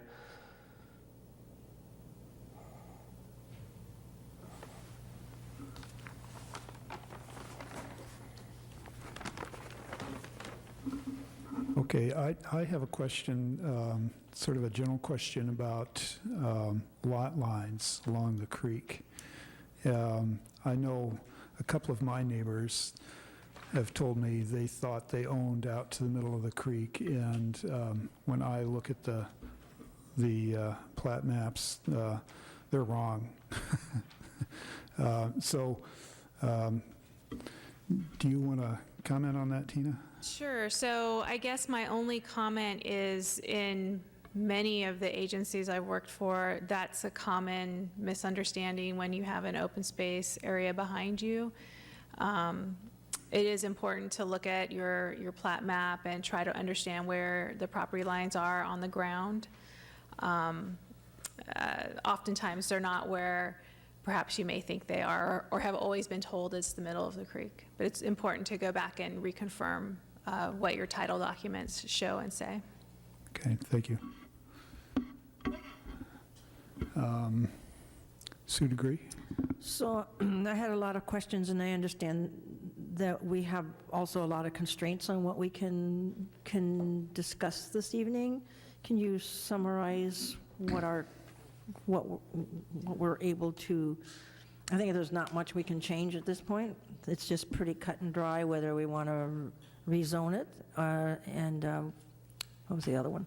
Amend the general plan. And the general plan. Amend the general plan from high density to low density, correct? So, yes, as you heard in the staff report and what the Planning Commission has already done, is the Planning Commission has approved a permit which allows the property to be developed along with conditions. That particular approval was not appealed to the council, so that particular approval is now final with regard to those aspects and with regard to everything related to those conditions of approval. So the council does not have the authority tonight to reevaluate that permit approval or those conditions of approval. What the council can do is to determine whether or not the requested or recommended amendments to the zoning map and general plan map and designation is appropriate for this site. Thank you. And then just a comment. So I did watch the Planning Commission. I don't think I saw all the meetings and read all the documents. So there is a concern, of course, for the 25-foot buffer zone by a creek. A creek is extremely valuable. But I also want to compliment both the developer and the staff for working very hard, and with the and also the Creek Coalition for taking to heart the creek values, and I appreciate that. And then the other thing was regarding, so questions have come up, and I know I had them too, about the houses. But again, we're constrained from dealing with that this evening, correct? So I think the question was about design, how tall the houses were, et cetera. And so this R1 district would mean that any home that comes in for building permit would need to comply with the regular zoning code. So all of the development standards that you see in the code, 35-foot height limit, setbacks, et cetera, will apply to this development. Thanks very much. Question for the city attorney. Do we need to make any special findings? Okay, great. Sue Vadalas. Now that there's no road back there, I can't even imagine building apartment buildings on that parcel. I think everyone in the world would complain about the number of cars going by in that small space and past the convalescent hospital. So I can see this change of zoning down to only 6 units from what it was. It makes perfect sense to me. Mike O'Neill. Yeah, I have no problem approving this kind of echoing what Sue Vadalas says. I don't see that as commercially viable for a business, and high density would not be real appropriate. But my statement was more accessory dwelling units, something like that. And question to the city attorney, again, kind of rhetorical, but if we don't approve the zoning change, aren't we in essence denying the project? Correct. Okay, so I just wanted to be sure I understood it. Thanks. If there's no more discussion, do I have a motion? I'll make a motion. Okay. I move that we introduce, waive the first reading, and read by title only the ordinance approving general plan amendment GPA-93-16 and rezoning RZ-195-16. Do I have a second? I'll second. Sue Degree, seconded. Okay. Please vote. And that passes 5-0.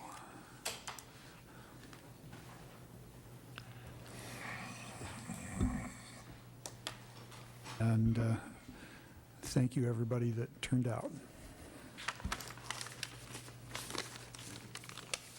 My tabs fell. What was it? That one. Yeah. It's in the ordinance. Next, we have funding requests from the Pacifica Resource Center, the Pacifica Beach Coalition, and the San Mateo County Historical Association. Yeah. Could we have a staff report Yes. on that? I'll be giving the staff report tonight. Thank you. Kevin Woodhouse, City Manager. So what you have before you in this item is the funding request from the Resource Center, the Beach Coalition, and the San Mateo County Historical Association. Historically, the city has donated funding to the Beach Coalition and the Resource Center for many years, and in recent years has used the excess education revenue augmentation funds as a one-time funding source year by year to provide, in past years, $83,000 to the Resource Center and $3,000 to the Beach Coalition, and the request this year from the Beach Coalition is $5,000. So one of the decisions the council will make is between if to donate to the Beach Coalition, and if so, between the $3,000 and $5,000 amount to specify that. In addition, another and unique funding request is from the San Mateo County Historical Association for a one-time $10,000 donation to an advertising campaign related to their work at the Adobe Sanchez Park and Building. And I'll mention that again later. After I finish a brief summary of this item, representatives from each of those organizations are here to talk to you about what their organizations do and how this funding request would benefit them. I mentioned the excess ERAF funding, and that the staff report includes kind of the explanation of what that funding source is. I won't go into those details, but over the years, the city has used that for a number of needs, such as repairs to failing infrastructure, repayment of interfund loans, property purchases related to the coastal trail, economic development related projects, and then due to the impact of severe winter storms in 2016, the excess ERAF fund has also been used as an emergency fund for storm damage, including city matching funds for grants. Staying on discussing the ERAF fund as the funding source for the request for the Resource Center and the Beach Coalition, the staff report includes a really detailed accounting of the ERAF fund from 2016 on, and if the funding is granted tonight, the balance of that fund would be $1.9 million. And as the council is aware and is listed in the staff report, there are a number of continuing storm damage coastal protection projects that still have funding needs remaining.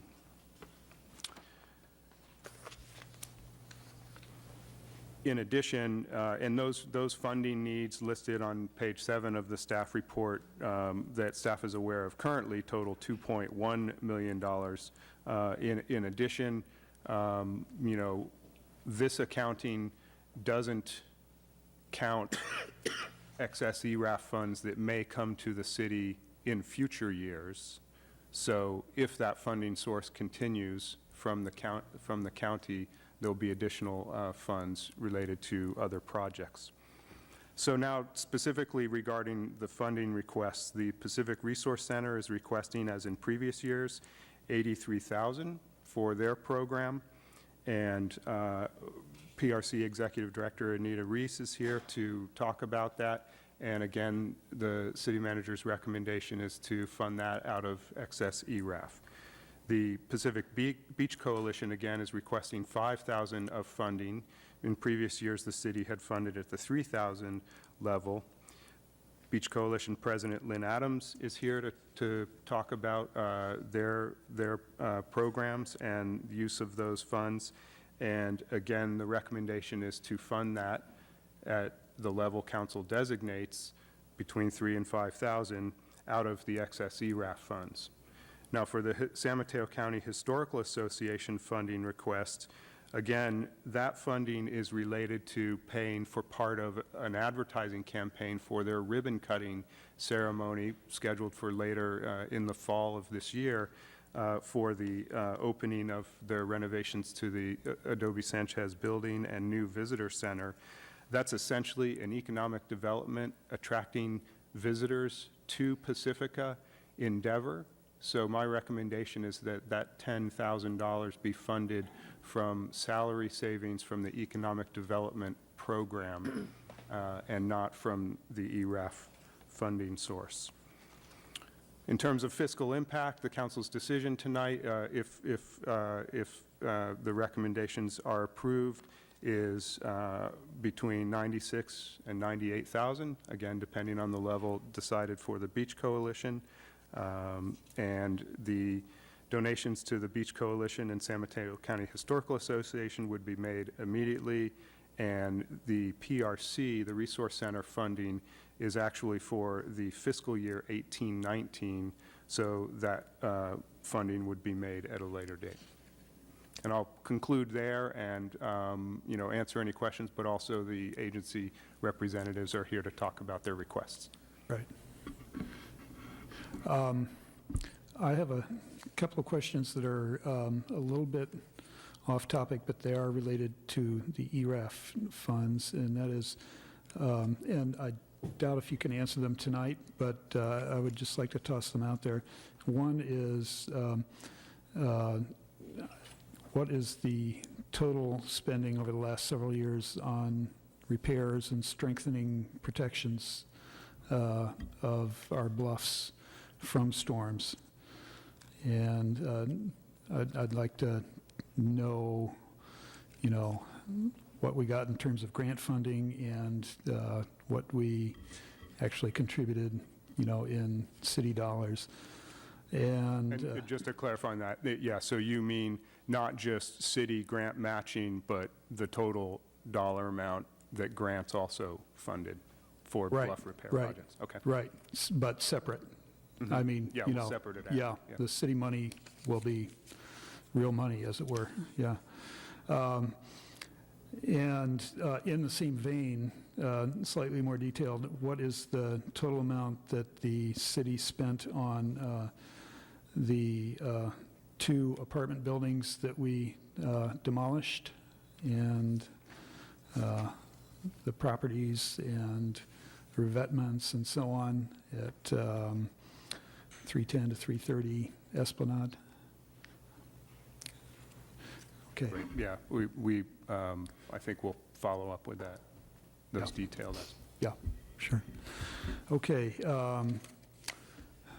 Let's see. We should hear from Anita Reese, and after her, Lynn Adams, and after her, who did you say for the Historical Society? I'm sorry, I didn't, we have Historical Association Development Specialist Kaya Eakin here. Okay, Kaya. Eakin, Eakin, okay. Aiken. Thank you. Okay, Anita Reese. Hello, Anita Reese with the Pacifica Resource Center, and I just want to thank the City Council and the City Manager for continuing to support PRC. Knowing our work is valued by the city and our community helps us continue our work and helps us get other funding. Since PRC separated from the city in 2004, we've received a contribution of $83,000 a year to provide economic security services to Pacifica residents. We leverage those funds to bring in resources that would not otherwise be accessible in Pacifica. For example, last year we brought in $1.2 million in food, housing, and utility assistance, as well as access to homeless services and other critical family needs. Our goal is to support our neighbors in Pacifica when they need us. whether that is for one-time assistance or ongoing help. We have extensive food programs and recognize that food is not just something to sustain us physically, but also can be used to help a family cover other expenses by reducing food costs. When a family struggles paying their rent, we can provide one-time rental or mortgage assistance to help them stay housed. If they lose their housing, we can provide diversion and other homeless services to get them rehoused. We also have a shower on site and offer laundry service assistance to our homeless clients as a way to help them become housed. We provide utility assistance to help families keep their homes warm in the winter and their lights on year-round, diapers, baby wipes, and car seats for our families with young children, and transportation support to get to and from work, interviews, or doctor's appointments. Our seasonal programs are some of the most comprehensive in the county and are loved by our community. Our back-to-school program provides Pacifica students with backpacks and grade-specific school supplies. Our Thanksgiving program provides gift cards to purchase turkeys or other food for their holiday meal, along with produce and other food from our pantry. And our Adopt a Family program matches PRC families with generous donors who give holiday gifts to our families, many of who would not otherwise have a holiday. We also provide no-cost tax preparation services, including e-filing, helping folks get their refunds quickly and saving them an average of $225. And we encourage savings by offering matched savings programs to help folks save for emergencies and think beyond the emergency or crisis that brings them to us. We do all of this through case management and coaching, which acknowledges a family's strengths and recognizes that they are experts in their lives. The general support we receive from the City of Pacifica gives us flexibility to offer the right services for our community. And we work hard to reinvest these funds in our community by buying local and earmarking city funds for our local expenses. We are committed to continuing this important work to assure that every Pacifican has food, shelter, and the opportunity to thrive, which helps Pacifica continue to be a healthy and compassionate community. I'm available for any questions. We have no questions. Thank you, Anita. Thank you. Lynn Adams. That's a tough act to follow. Can I say that I'm a volunteer? Thank you again for the city funding that we've received since 2006 to help us with the Earth Day event. We've leveraged this money with other donors as well, and we've extended that funding to help us throughout the entire year, educate and inspire people to take action. Since mid-2013, we've removed over 95,000 pounds of trash and recycling from Pacifica's beaches, streets, parks, open spaces. Our work for the last 10 years, when we've extended the beach cleanups to the streets and the parks and the thing, has built community, continues to build community, and engage volunteers from all different walks of community organizations. It's also connected these organizations to each other and partnered them in many times that continues to grow. It's also raised awareness, and it does raise awareness and engage people from within our town and outside of our town, bringing people to Pacifica and showing the lovely place and the great people here who organize beach cleanups, who value their beaches and their streets, extend the habitat restoration all along the coast, makes them want to come back and bring their families and their friends. And I hear about this all the time. I recently received a call from Rethink Waste asking about the cigarette program that we've been working on and growing, and they wanted to know how we did it because they've heard about our success. This past year, we removed over 205,000 cigarette butts that were counted. There's many that aren't, and 89,000 of them were collected in cigarette pots. So, am I by the time? No, just keep going. Okay. So 87,000 of those cigarettes were put in the right place because the Beach Coalition has installed those pots and engaged volunteers to keep those pots clean and collect the cigarette butts for us. So the most important part about that program is that cigarette butts are the first piece of litter. By removing that piece of litter from our walkways, our coastal trails, and our business districts, keeps people from throwing other litter down. So it's improved us tremendously. The Earth Day funding, like I said, helps us all year long, and it's helped us to grow the number of daily stewards, people that do the right thing, people that pick up litter that other people have left, that go back to the parks and keep the weeds out. We have a volunteer who's just been weeding Rockaway Headland of his own accord, pulling out probably a ton already this year of weeds. It keeps our streets clean, our shopping centers, our parks, our beaches. It creates it nourishes stewardship in all of those areas. We've had a wonderful partnership with the city. The question really is, what can we do with more funding? Because we really don't spend funding on ourselves or we don't hire people to do stuff for the most part. So all our money goes to educate and inspire and to get more work done. So I don't think I need to talk to you about the coastal, all the beaches. We have a cleanup every Saturday at a different beach here in Pacifica. We have habitat restoration 2 times a month at Lindemar and Rockaway. And then, of course, we have Earth Day and Coastal Cleanup Day, where we engage people throughout the whole city. So I guess I know that you all know about Earth Day, so I think I'll be open for questions if you have any questions. Yeah, one question I had. Can you talk a little bit about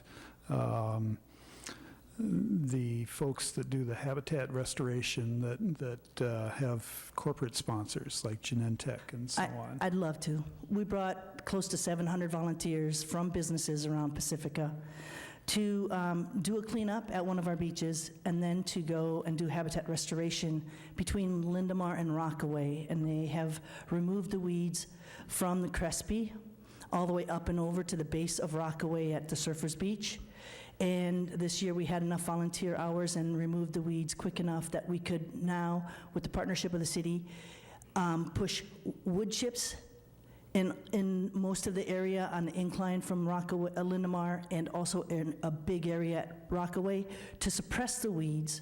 So this coming year, we will be able to do more restoration work and not have to fight the weeds so much. So these volunteers come for 3 hours. They donate their time. Most of the groups go off to a business in Pacifica to have lunch or dinner or happy hour. And the biggest comment I get at the end is, I didn't know Pacifica was so beautiful. I'm coming back. And that's a really amazing thing. And it also goes to show that these people from all over the Bay Area are coming, learning, and then hopefully not littering where they are, so we have less litter coming to us in Pacifica. So it's awesome, and we had Martin Luther King Day just a couple weeks ago and planted, 500 plants and had 8 different habitat restoration projects so that that beach has less Caltrans buckwheat, less wild radish, less of all these invasive species that would be taking over our open space if they were left unchecked. So, really beautiful. Thank you. Thank you, Lynn. And the last, okay. Kaya Eakin.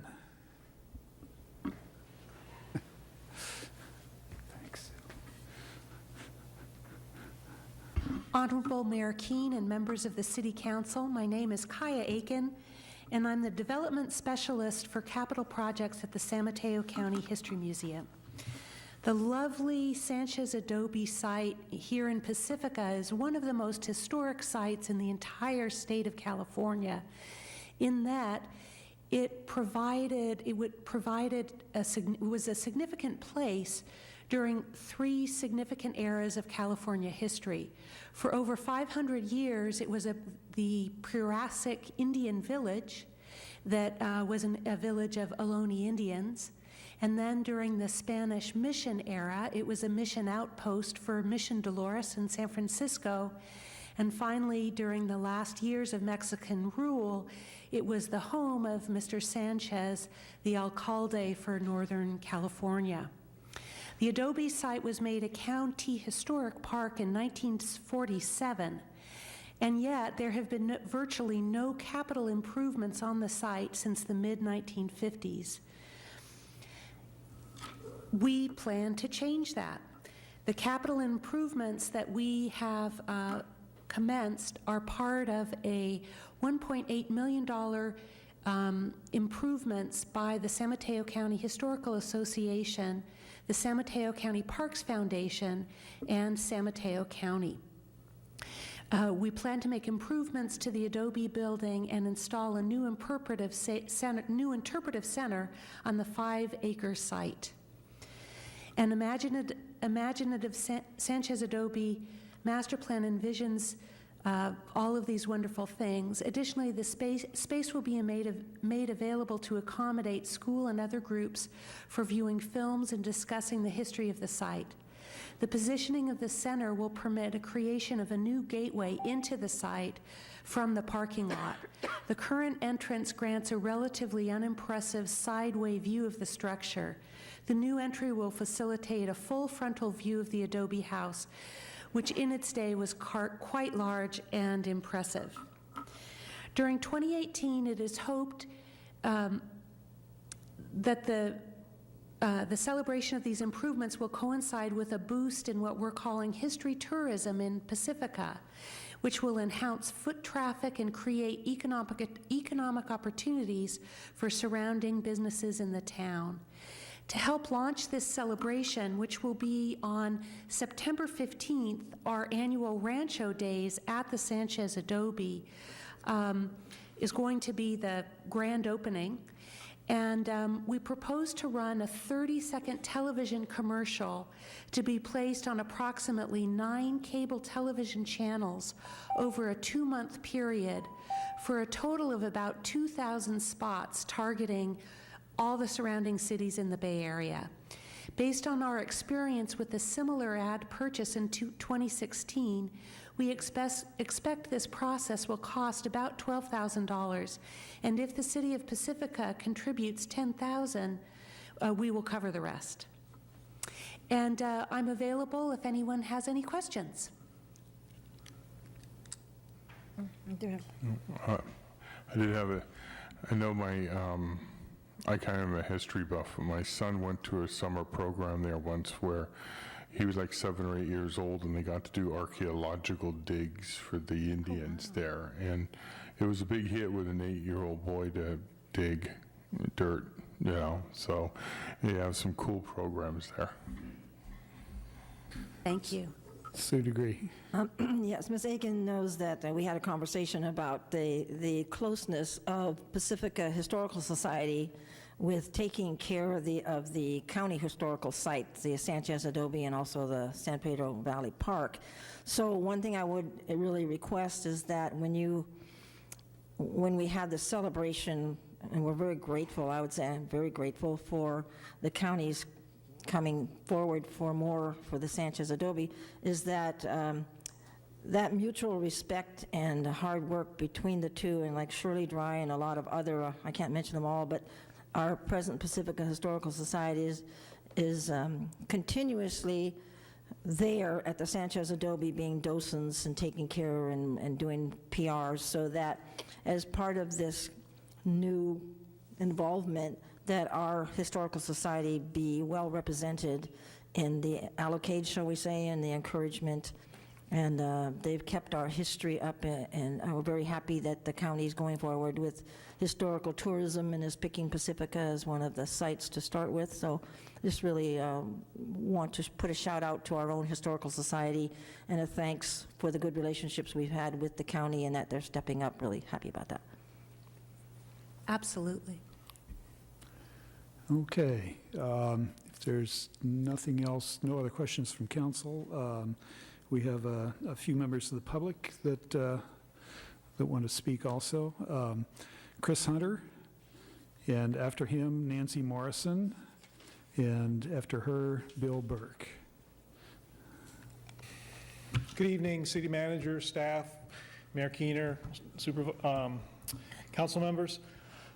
What Anita said, my name is Chris Hunter, and I'm the Vice President of the Pacifica Resource Center. And I want to thank those of you who came to our mural unveiling the other day at the Resource Center. We're all very proud of this organization in the city, and it's been around for over 40 years now, which is twice as long as some of the other core agencies in the county that have a great reputation. And I just wanted to let you all know that the Pacifica Resource Center has a great reputation in the county. It acts as a core agency like Puente or Coastside Hope, and continues to be funded through the pass-through programs, and the help that the City of Pacifica gives with its donation enables us to leverage that money, to gain more money, and to, as Anita said, use it for a lot of programs that help local people in Pacifica, neighbors helping neighbors, and we do not take it for granted, and we really appreciate your support for the Pacifica Resource Center. Thank you. Thank you, Chris. Nancy Morrison, followed by Bill Burke and Jim Fithian. Good evening. So I'm a board member of the Pacifica Resource Center and have been involved with the agency on and off for some decades. I go back close to the beginning. But I am so proud of all the services the agency offers. You know, I've been a part of the Adopt a Family and the food drive and, you know, things that are just inspiring people who really count on the Resource Center for some of the basics in their lives. And we're there to help them. The safety net, you know, the neighbor helping neighbor. And I want to thank you, the city, for continuing to fund the Resource Center and just put a bid in for our being included in the city budget in the future. Thank you. Thank you, Nancy. Bill Burke, followed by Jim Fithian. As a Boy Scout leader, I come into contact with all of these agencies all the time. The Resource Center, we bring food to them every November, and our scouts provide services to them, earn their service hours. I can't imagine a better agency to support. Really appreciate having them in Pacifica, and appreciate your council's considering funding them. Pacifica Beach Coalition as well. Our scouts go out twice a year, maybe even more, to pick up the beach. I've run into Deidre Martin with a big 55-gallon drum of degreaser that we pulled up. It's amazing the things that we get. And, it's amazing how much is done with so little money. I hope that the council gives the most $5,000. And even the Sanchez Adobe, Kaya, if there's any way you can move the ribbon cutting and the Rancho days, it always seems to fall on Coastal Cleanup Day. That's all I had to say. Thank you. Thank you, Bill. And Jim Fithian. Good evening, everyone. Thanks for having me and us. I'm Jim Fithian from the Beach Coalition. I wrote some things down because I've been talking about the Beach Coalition so long. I kind of think that everybody knows about it, but I don't think you do. I want to answer the question first. What are we going to do with the money? I'll tell you this. It's all action. And let me tell you something else. I'm very cheap. And I was a principal for a long time in the city, and I was very conscientious of taxpayers' dollars. You know, $90 for a book and things like that. That's a lot, you know, and to make sure that's not wasted. So that's kind of how we are in the Beach Coalition, is all the money goes right to action. But let me read you what I wrote. I've been there since the beginning over 20 years ago. What the statistics don't tell you that Lynn read, that the Beach Coalition is not just about picking up litter. A lot of people think it's just that. In fact, in 1997, it was really about education, and then we started adding litter pickup to education. One of our goals is to stop pollution, not just to pick up trash, but to stop it where it starts, which is the whole reason we do so much education for the next generations, all the schools up and down the coast, and it's really working. I can tell you the difference from when we began 20 years ago on our Lindemar. It's unbelievable, the difference, and a major factor of that is changing the culture of Pacifica. And you get help now from dog walkers, surfers, churches, scout groups, all kinds of schools. We have a great relationship with the schools, and also a great relationship with the city, and I think that makes a difference to everybody that's really supported. So Earth Day costs us many thousands of dollars. I don't think a lot of people know that, but we feel that it's worth it, because that's where you do so much outreach. It's not, some people think it's a party. It's not a party. There's 2 hours of major cleanups and restoration and things like that, but then there's the Eco Fest, where there's about 40 or 50 different groups there, and that's where so many people come, learn about the beach, learn about the environment, and then they come back and come back and back, as Lynn just said. You have to look long-term at the relationship between the city and the PBC. We've been together for a long time, and I appreciate all of your help, physical and financial, for a long time. And I think it's just the beginning, and I think we can just keep going, and I think this is going to get better and better for the city. So I definitely support whatever you can finance for the Pacifica Beach Coalition, because we're going to put it to good use, and we want to keep working with you doing that. Thank you. Thank you, Jim. Okay, I have no more yellow cards. Bring it back to council here. Does anybody have any comments on Let's make a motion. Well, I have one comment, and that is in the table of ERAF funds that is on the second page of the staff report. I just wanted to point out that about just over $3 million of those funds are for shore protection of one sort or another, versus $174,000 for the Pacifica Resource Center and the Pacifica Beach Coalition, and $473,000 for our vehicle replacement service. Mike O'Neill. Oh, I was just going to make the motion. That's what the light was on for. Sue, did Yeah, you? me. Yeah, I just want to say profound thank you to Sorry, Mike. No problem. to the Pacifica Resource Centers, which certainly keeps the heart of Pacifica very, very definitely well known. It's taking care of our residents in a way that council can't. And to the Beach Coalition, the tremendous respect that it has for our beaches and all between our beaches and our hills. Tremendous respect for that nature, and also how it provides for us an economy, because if we didn't take really good care of our natural assets, no one would bother to see the beauty and come. So there's an economic value as well. As for the Historical Society and the economic, that's funds from the economic development for the salary of our director. Again, I say that I wouldn't be in favor of this if I didn't see it as a recommendation and a gratitude towards our local Pacifica Historical Society, and an encouragement and a cementing of that bond between the county and the Pacifica Historical Society.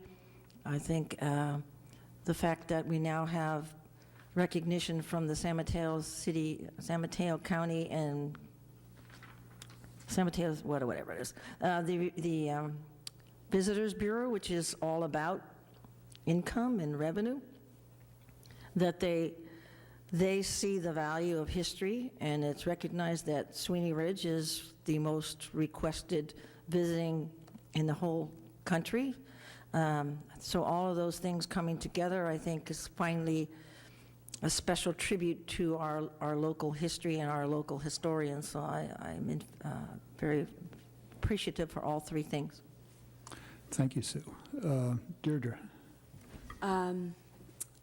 As far as the Pacific Resource Center, I want to say thank you to Anita and all those folks that dedicate their time and resources to the Pacific Resource Center and our community. And I just wanted to point out to our community that one of the things that has come up over the past year that City Council made one of our goals for 2017 was to talk about homelessness and the issues surrounding homelessness. And we worked on some things last year that didn't happen, but what are we doing now? And we hear repeatedly during oral communications, what is council going to do? What are we doing now? Why aren't we talking about this all the time?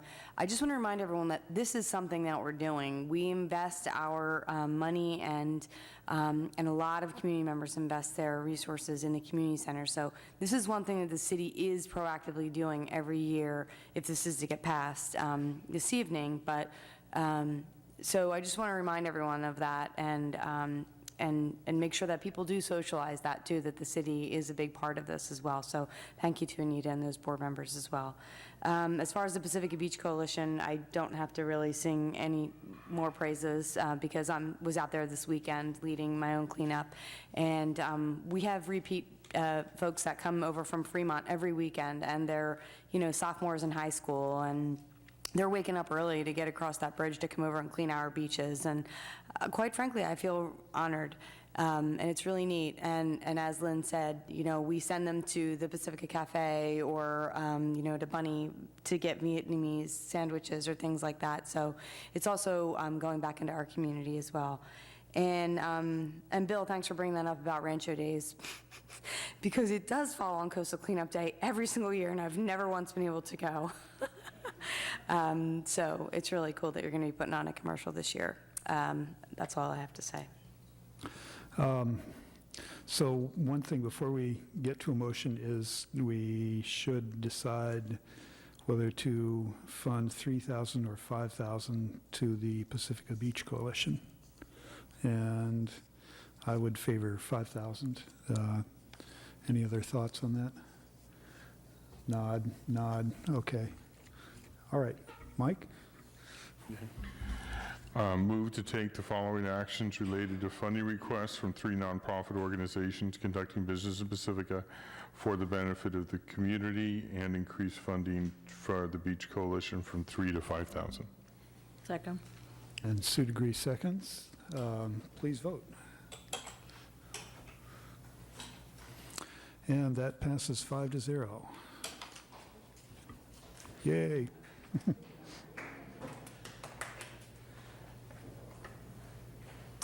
All right. Shifting gears a little bit onto something really exciting. The Comprehensive Annual Financial Report, 2016-17. What's that?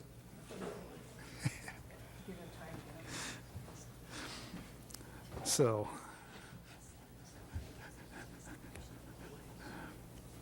Lorenzo knows that I really like this part of the agenda. Assistant City Manager Hines, while he's getting set up, and he'll be doing the presentation, and I'll just be making some brief introductory comments on this item. Should I begin or wait till Councilmember DeGree returns? Either way. Why don't you go ahead? Okay, great. What I just, ACM Hines will kind of dive into the specifics and details, but what I wanted to begin by commenting on is for the CAFR, the Comprehensive Annual Financial Report, the management discussion and analysis memo is really the part of it that lays out. And at the end of that long memo on page 24 is where you'll see a few comments that to me are very critical, and so I just wanted to highlight them because they're not part of Mr. Hines' presentation, is just the economic outlook and major initiatives comments. And what if you did look at page 24, you'll see quite a few comments, but the ones I wanted to highlight is that while revenue remains stable, there are some significant expenditure pressures that are existing for the city to maintain existing services, infrastructure, and facilities, and these are substantial. And in addition to that are, as you are aware, the increasing pension liabilities from the CalPERS pension system. So I wanted to highlight that outlook comment. And then a couple others are that years ago was started the practice of aligning one-time money to cover one-time expenses rather than ongoing operations. That's a direction that the city has implemented, and it's just a critical piece to prudent management of our finances. And in addition, the final bullet on page 25 talks about the increased financial transparency that the city has been working towards in recent budget communications, in sharing financial information to engender trust in how we manage the public's money, and sharing the assumptions in our financial projections. And as you're aware, the next city council meeting at the end of February will have our annual financial forecast. So that's a step that we take in that direction. So I'll stop there, but I know Lorenzo's not going to touch those pieces, but they're really, from my perspective, critical ones to highlight. Thank you. Thank you, Kevin. Just one moment. I know you passed something out and it never made it to this end. I got the blue one, but there was another one. Just the blue. I thought there was another one. No. Oh, okay. Sorry. Now that you're at the end, Mr. Mayor and members of the Pacifica City Council, my name is Lorenzo Hines. I'm the city's assistant city manager.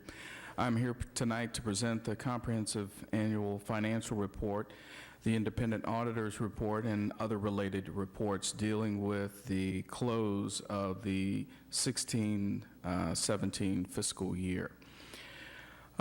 In your agenda packet tonight, you have four documents. You have the comprehensive annual financial report, which is essentially a summation of operations for the city's operations for the 16-17 fiscal year. You have an audit of our use of Measure A funds. You have also an appropriations limit report, which is one of those constitutionally required reports. And then you have an internal control memo, which lays out the auditor's opinions of our current internal controls. So what I would like to do tonight is just give you an overview of this roughly 200-page document to kind of get you right to the good parts. So first of all, I wanted to kind of let you know the structure of this report. And it starts with the letter of transmittal, moves to the management discussion and analysis, and for those folks listening at home, if you just want a summary version of what's going on in the statements, the MD&A is the place where you want to be. The government-wide statements are next, and so the government-wides are essentially if we took all of our 26 funds as a whole and reported out on them, that would be considered our government-wide financial statement. And then we move to the fund financial statements, where we look at the individual funds. The notes to the financial statements, even though they're termed notes, they are integral to the financial statements and should be taken as part of the statements. But what they do is provide additional information on various things that are going on in the statements. Then there's other information that's required, and we call it other supplementary information, includes budgetary comparison schedules, and various other things. And then there's a statistical section which gives some interesting factoids about the city. So at a very high level, from a entity-wide or government-wide perspective, the city's total assets, which means the items that the city owns or benefits from or has use of in providing services, exceeded its liabilities, which are the city's obligations, by $62.5 million. This statistic looks at the city from a government-wide perspective, not a fund perspective, but all the funds together. This is an increase of $5.2 million over last year. So it's about 9% increase over the prior year. So that's good news. Our total city revenues were $53 million, which is a slight decrease of $3 million or 5.3% from the prior year, and it's mainly due to the reduction in capital contributions and grants. Our expenses increased by about $2.8 million over the prior year, and it was mainly due to increased expenditures in public works and wastewater. Question, Lorenzo. Yes. Okay, point one, the city's total assets exceeded its liabilities. Are you speaking, okay, does that include the real estate, et cetera? Yes. Okay, what about like cash on hand? Did that also increase? Well, this factors all assets of the city. And if you go to packet page 450. Yeah, unfortunately, my thing died. So it lays out our cash position, our receivables, any prepaid items, and any inventoriable items. The value of land is not included in here, and that's just the way that the books are, or that these statements are put together. Well, no, I'm very happy to see cash position increased 9%. The cash, actually, that 9% is all assets. So it's cash, it's receivables, it's prepaid items, it's all of the assets. So cash is part of that figure, and but all of our assets exceeds our liabilities by that $62.5 million. And as long as that figure keeps growing, we're okay. We're okay. We hope that it grows mainly because of our cash position or receivables or things that are liquid. But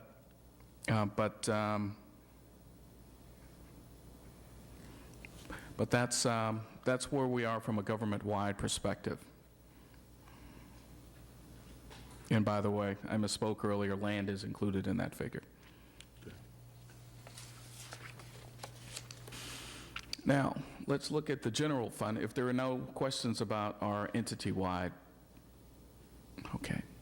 So from the general fund perspective, it's our chief operating fund for the city. It is the one that gets the most discussion when we're in the middle of budget development.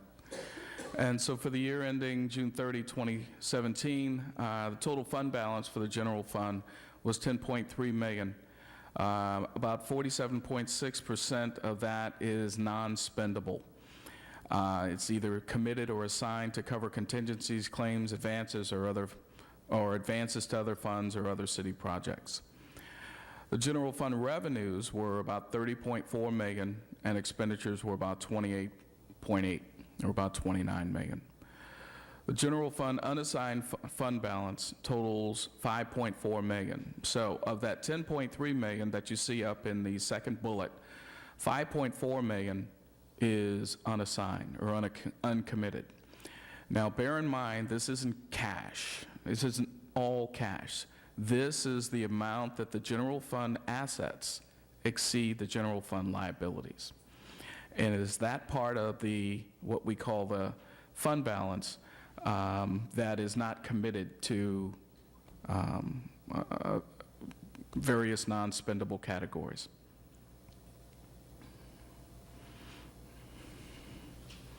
And as long as that continues to increase, it's a good sign. Now, albeit it's a modest increase, but I'd rather have a modest increase than a decrease. The 5.4 million uncommitted, that is not land and buildings and so on, is it? It is the excess of the assets over the liabilities. We can parse out how much, what that represents, but there's a certain part of that is liquid and a certain part of that is not liquid. Okay. Okay.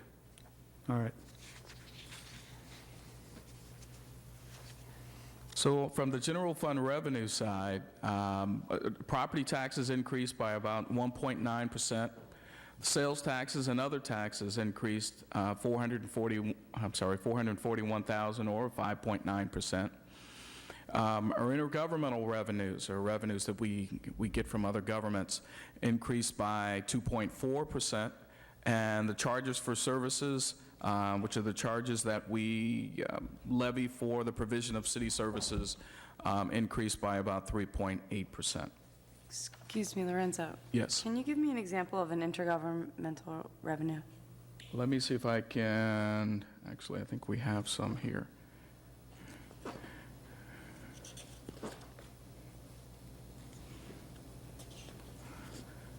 I want to give you the textbook version. So it's the amount that we received from the state motor vehicle license revenues and any supplemental tax netted and state and county grants for child care, seniors, and police. So basically the vehicle license fee that comes in from the state. So all these revenues, these streams that flow in from other governments. Thank you. Mm-hmm.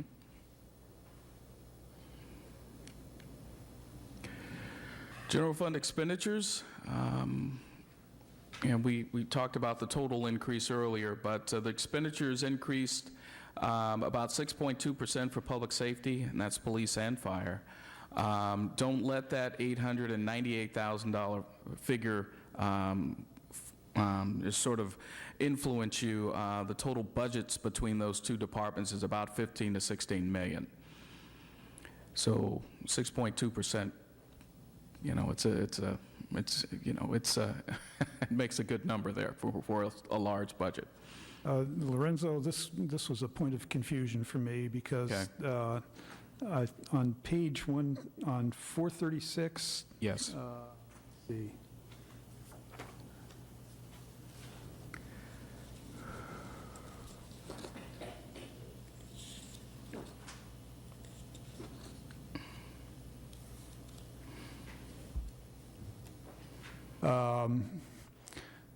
there you show expenses for public safety going down 1.6 million. Mm-hmm. And granted, that is governmental activities rather than the general fund, which is not exactly the same thing, but right. What's the deal there? Well, the deal is that particular graph measures public safety spending on a government-wide perspective. In other words, wherever public safety influences other funds outside of the general fund, it's included there. This stat that I'm giving you on the screen is just the general fund. Okay, and such as Fund 7, which is a SLESA fund, which is what we used for special projects in the police department. Mm-hmm. I can't tell you the budget. It's about $100,000 a year, but that would be included in this number here. So if those expenditures went down and the general fund stayed the same, it's a holistic approach. Yeah, so what is the public safety expenditure in the general fund again, the total? It should be about 15 million. 15 million. And I'm just off the top of my head, because I know this year I think the PD's budget is 9.2 million and fire is a little over 6. So, yeah. And that's for the 17-18 budget. And remember, you're looking at the 16-17 budget here. Yeah. Yeah. Yeah, right. So it's going to be slightly lower. Yeah. So I don't think you've given me an answer yet. Okay. But, Well, so on this page, it shows public safety, 15.9 million in 2016 and 14.3 million in 2017. But on page 441 and 443, it's the plus 900,000 figure that you've got on the slide. Right. And so that's about a $2.5 million difference, and so I'm just struggling to understand that. So, But, so what I can do is ask my staff to reconcile that Yeah, okay. $14.3 million figure, and we'll get that back to you. All right. Okay. Thank you. Good catch. And so Public Works expenditures increased 11.9% as well, probably due to issues related to storm damage. There's a couple of other things. Yes. One other thing. So Parks, Beaches, and Rec, in the past, they've had sort of an ungodly amount of their budget recovered as grants or service charges. Do you know offhand what their recovery is this year, or in this CAFR? Well, they're looking at the two charts here. From a government-wide perspective, their expenditures are $4.9 million in 2017. And again, that's from a government-wide perspective, not a general fund only perspective. Yeah. And the program revenues that you see on page 14, and I'm sorry, packet page 436 and package page 437, those are the pages I'm looking at. You can see that Parks, Beaches, and Recreation had program revenues of $3.3 million. Okay, so it's substantial anyway. Yeah. Yeah. Yeah, they're always going to come in excess of $3 million as far as revenues are concerned. I always like to call them out. They don't get a lot of attention, but they bring in a share of money. So. That is Director Michael Perez and his merry band of Parks and Rec staff, yes. Must be the merry band that Yes. brings in that money. And just a couple of other things to note. And again, I didn't want to get too deep into these statements because it's a pretty complex document, but I just wanted to sort of give you the highlights. And that a couple of other things to note is that the governmental activities debt, which means basically the debt outside of the wastewater treatment enterprise fund, has been reduced by $900,000. And so that's just typical of us just paying debt down on an annual basis.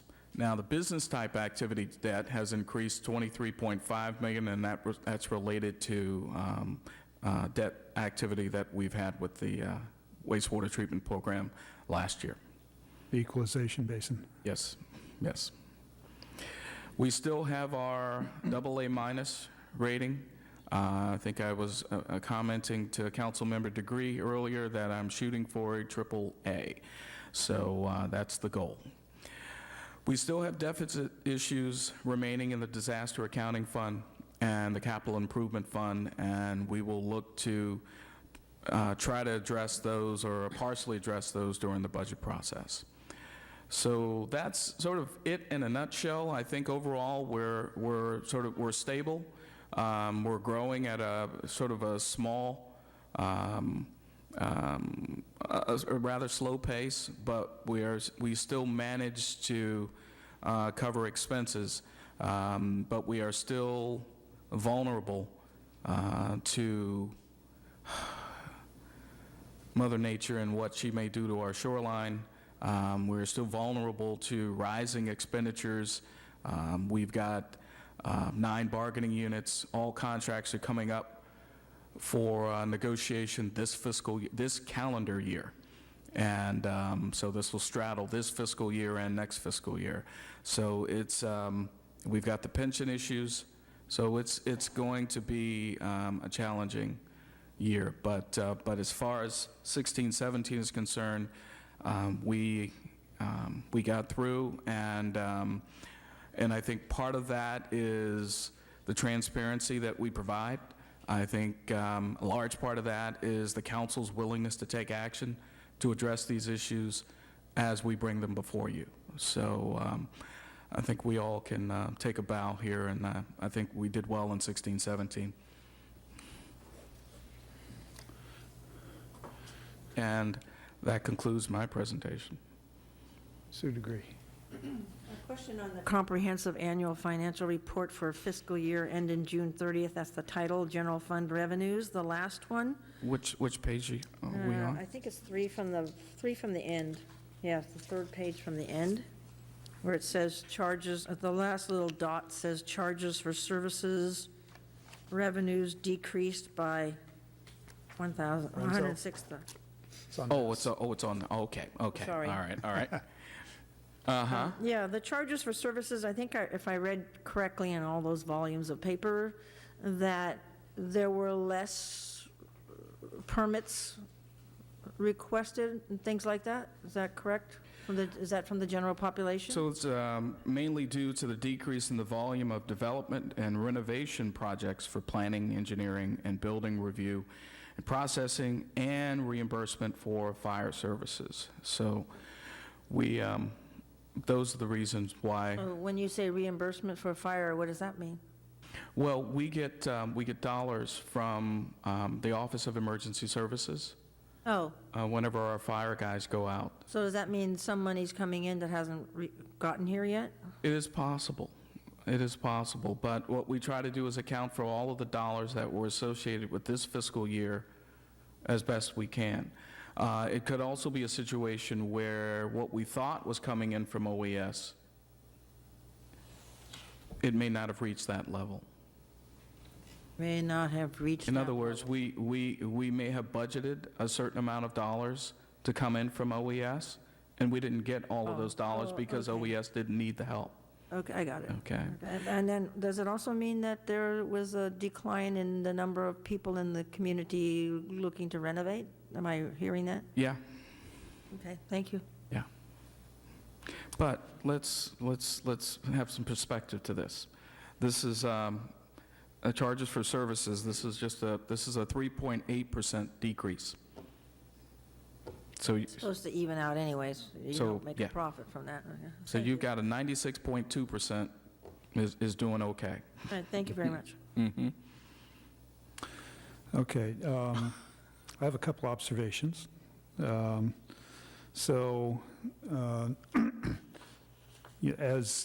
As you said, the general fund total revenues, just for instance, is about $30 million. And in the business activities, revenues were $13 million, and that's almost all the sewer funds, the sewer fees, I think. And that gets us up pretty close to all of our revenues. The amount of debt we have,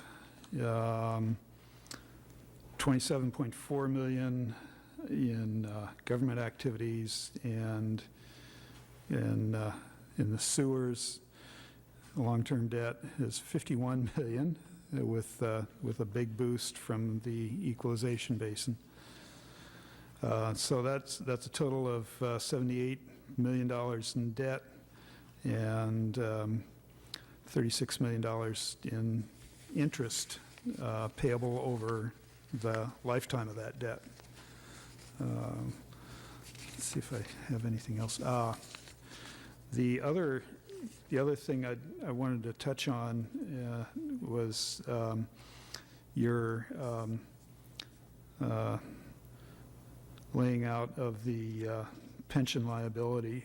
And so you have laid out at the current discount rate the miscellaneous employees, the miscellaneous plan, and the safety plan together at the current rate then of 7.65% are total pension liability is 53 million.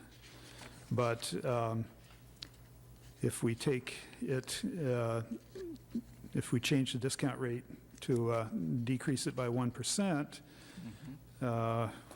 we go up to about 27 million plus 42 million. So that's 68 million. And that's the sort of change that we will see, you know, in 5 or 10 years. That 1% change in the discount rate. So, you know, and I'm not telling you anything you don't know. I know that. And we will probably hear this in much more detail at the next meeting. But that is one of our challenges for the foreseeable future, is how to manage that pension liability. And just one thing that I saw in, I don't know if it was a League of Cities thing or something, but anyway, one strategy to deal with that was they suggested taking your excess money and paying it down. Well, in Hillsborough, maybe, you know, you can do that, but I was wondering whether, you know, if you look at, say, paying down the pension liability versus paying into a reserve fund, you know, you look at that trade-off. Which way do you go? You know, and I think that's a question for staff to dig into. I mean, maybe there's an obvious answer, but yeah, that's a question we're going to have to ponder. The other option is, again, we've got Fund 38, the Disaster Accounting Fund, which sits at a $2.1 million deficit. And so technically, the general fund is loaning that money to that fund to keep it solvent. yeah. So also with our capital improvement program fund, the infamous Fund 22, we've got issues there. So I talked with CalPERS about their program, about setting money aside, and but where I run into sort of the brick wall is when they say, well, what you can do is you can send us your excess cash and we'll put it away. And my thought goes to, if we have excess cash, we have other things to fix. Yeah. So, you know, we're going to have to sort of weigh, maybe there's a way to address all of those problems, but for right now, that's where I get stymied. That's exactly when they say, you know, if you have the extra cash, send it to us, and we'll put it away, and it'll be in an irrevocable trust, and you can't touch it, and it doesn't make me feel comfortable given where we are. Yeah. The only advantage is that then, you know, you're making their interest on that, but that's their interest, and who knows what that will actually be. Yeah. What revenue sources are there for the disaster relief fund? The only revenue sources that I'm aware of are insurance reimbursements. Okay. And I haven't, you know, this is my third year with you. And so Fund 38 is still on my list of things to get into.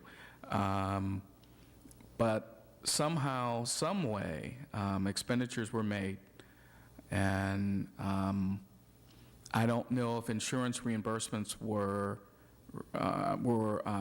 sought or were they expected. I don't know, but I've got to figure out a way to fix it. because we just can't have that.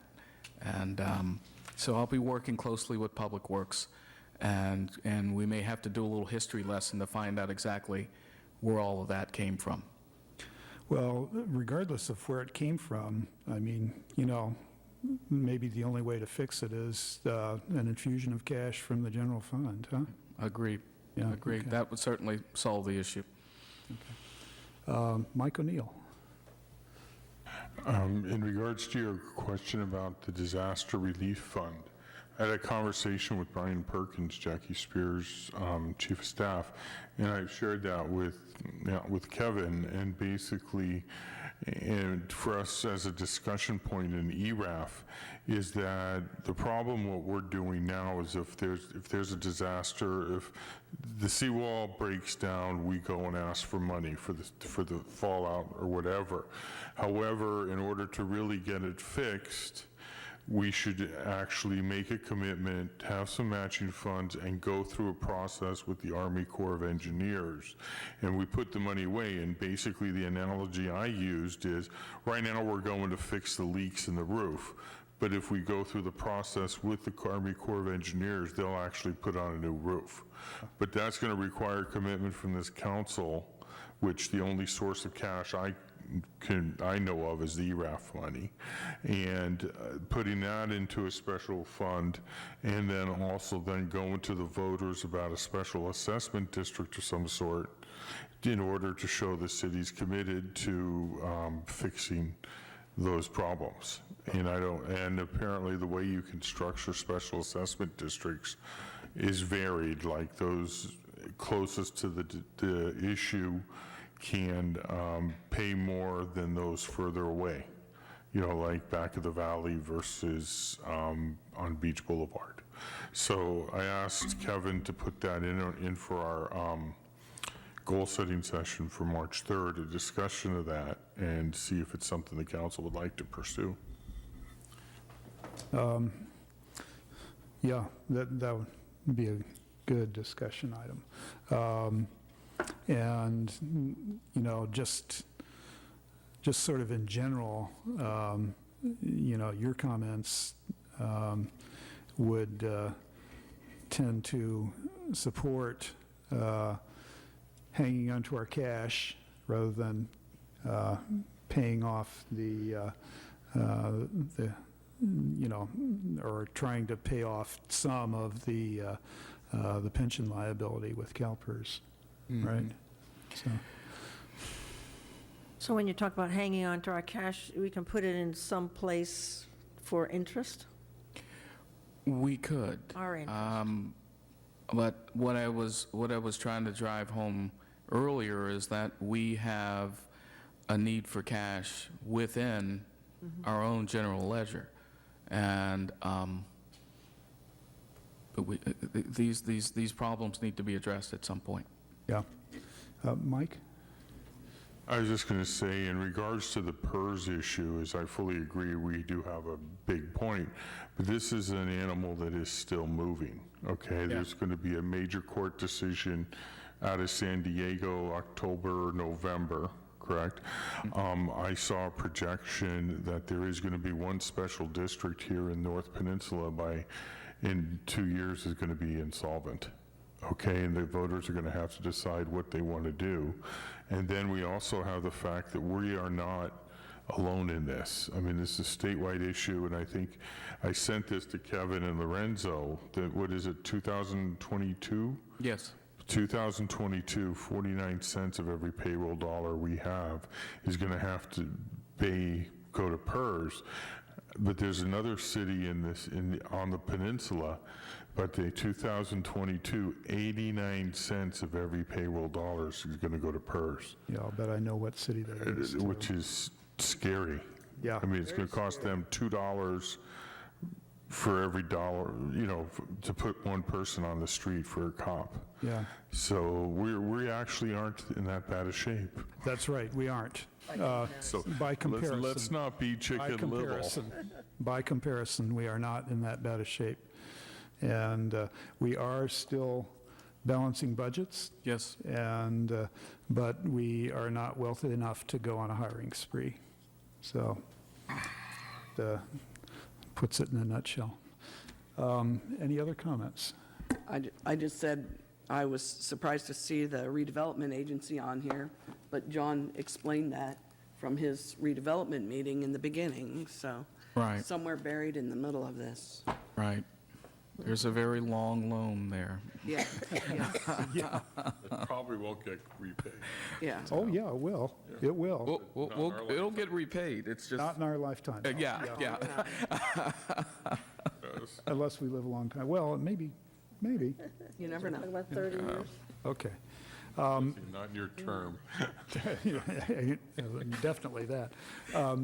Do we have to vote or anything like that on this? I think the action is to accept the It's report. just to accept the report. And I don't know if We accept it. a vote is required to accept a report? Yes. Oh, it is, okay. And the accompanying reports as well. Okay. Mike? I propose that, or action that we accept the 2016-17 Comprehensive Annual Financial Report, Independent Auditor's Report, and other related letters and reports. Okay. Sue? Second. Okay, please vote. And that passes 5-0.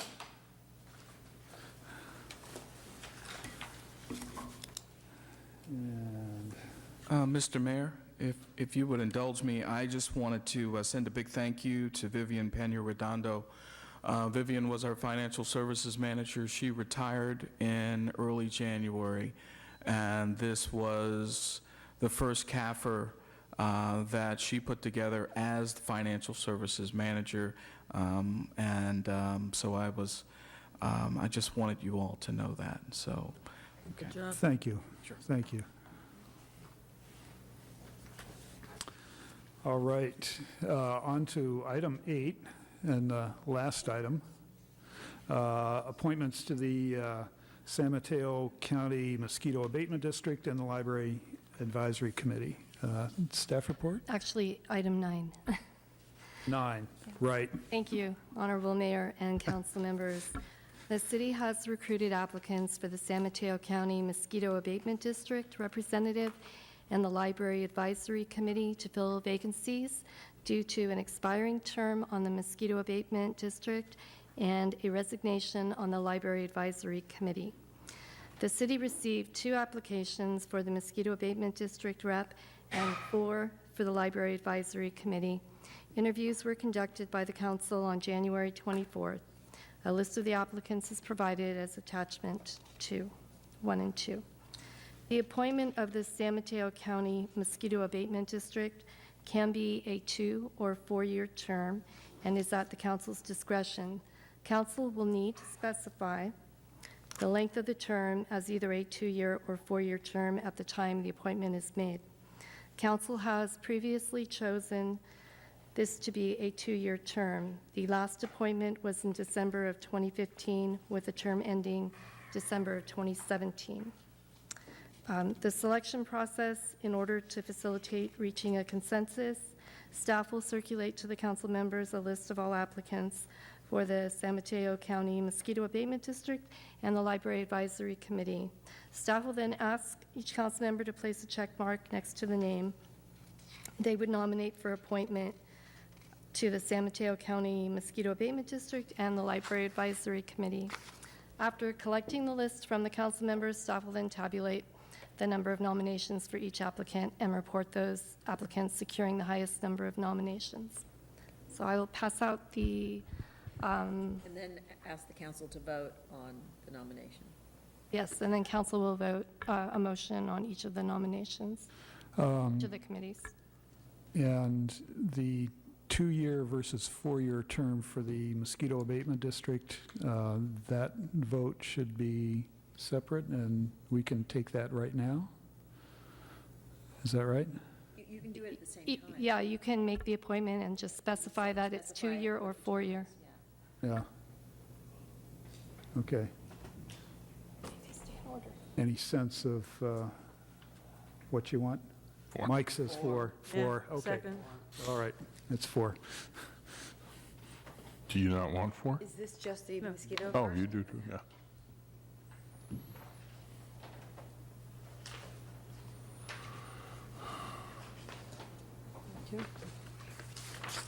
Well, this is just mosquito, huh?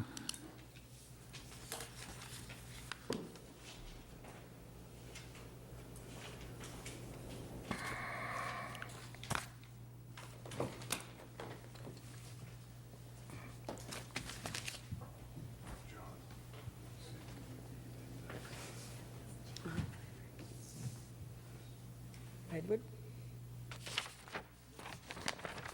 What did you say? I'm surprised, actually. 4. Do you know we're in better, Scary. we're in better shape than Daly City? I'm good at Yeah. Their city manager's retiring. That might help. They get more. So for the San Mateo County Mosquito Abatement District, Pete DeJarnette received the most nominations. Okay. So if you could make a motion and We have specify the length to of term. Public hearing first, I think, don't we? Oh, I'm sorry. Public We have comment. no yellow cards. Having done that many times, huh? Well, you have to announce that or open it. So, The yellow cards. I want to ask. I make them. so if there's anybody out there that wants to comment on this, fill out a yellow card. Yeah. Seeing none, we'll move I on. make a motion that we nominate Pete DeJarnette for a 4-year term. Second. Okay, I'm sorry. please vote. Okay.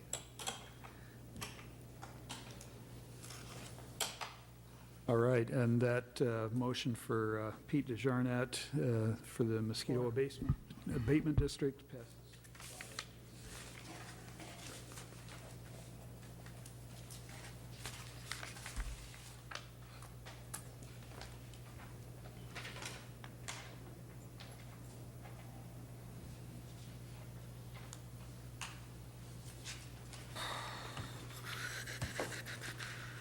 And for the Library Advisory Committee, Ann Evers Hitz received the most nominations.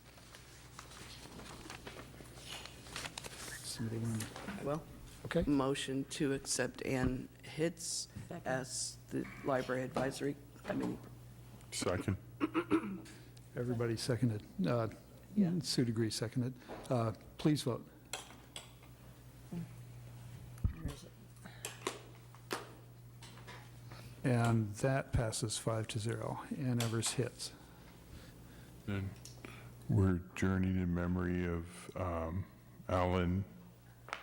Alan Ernat. Okay. Yes, in his memory.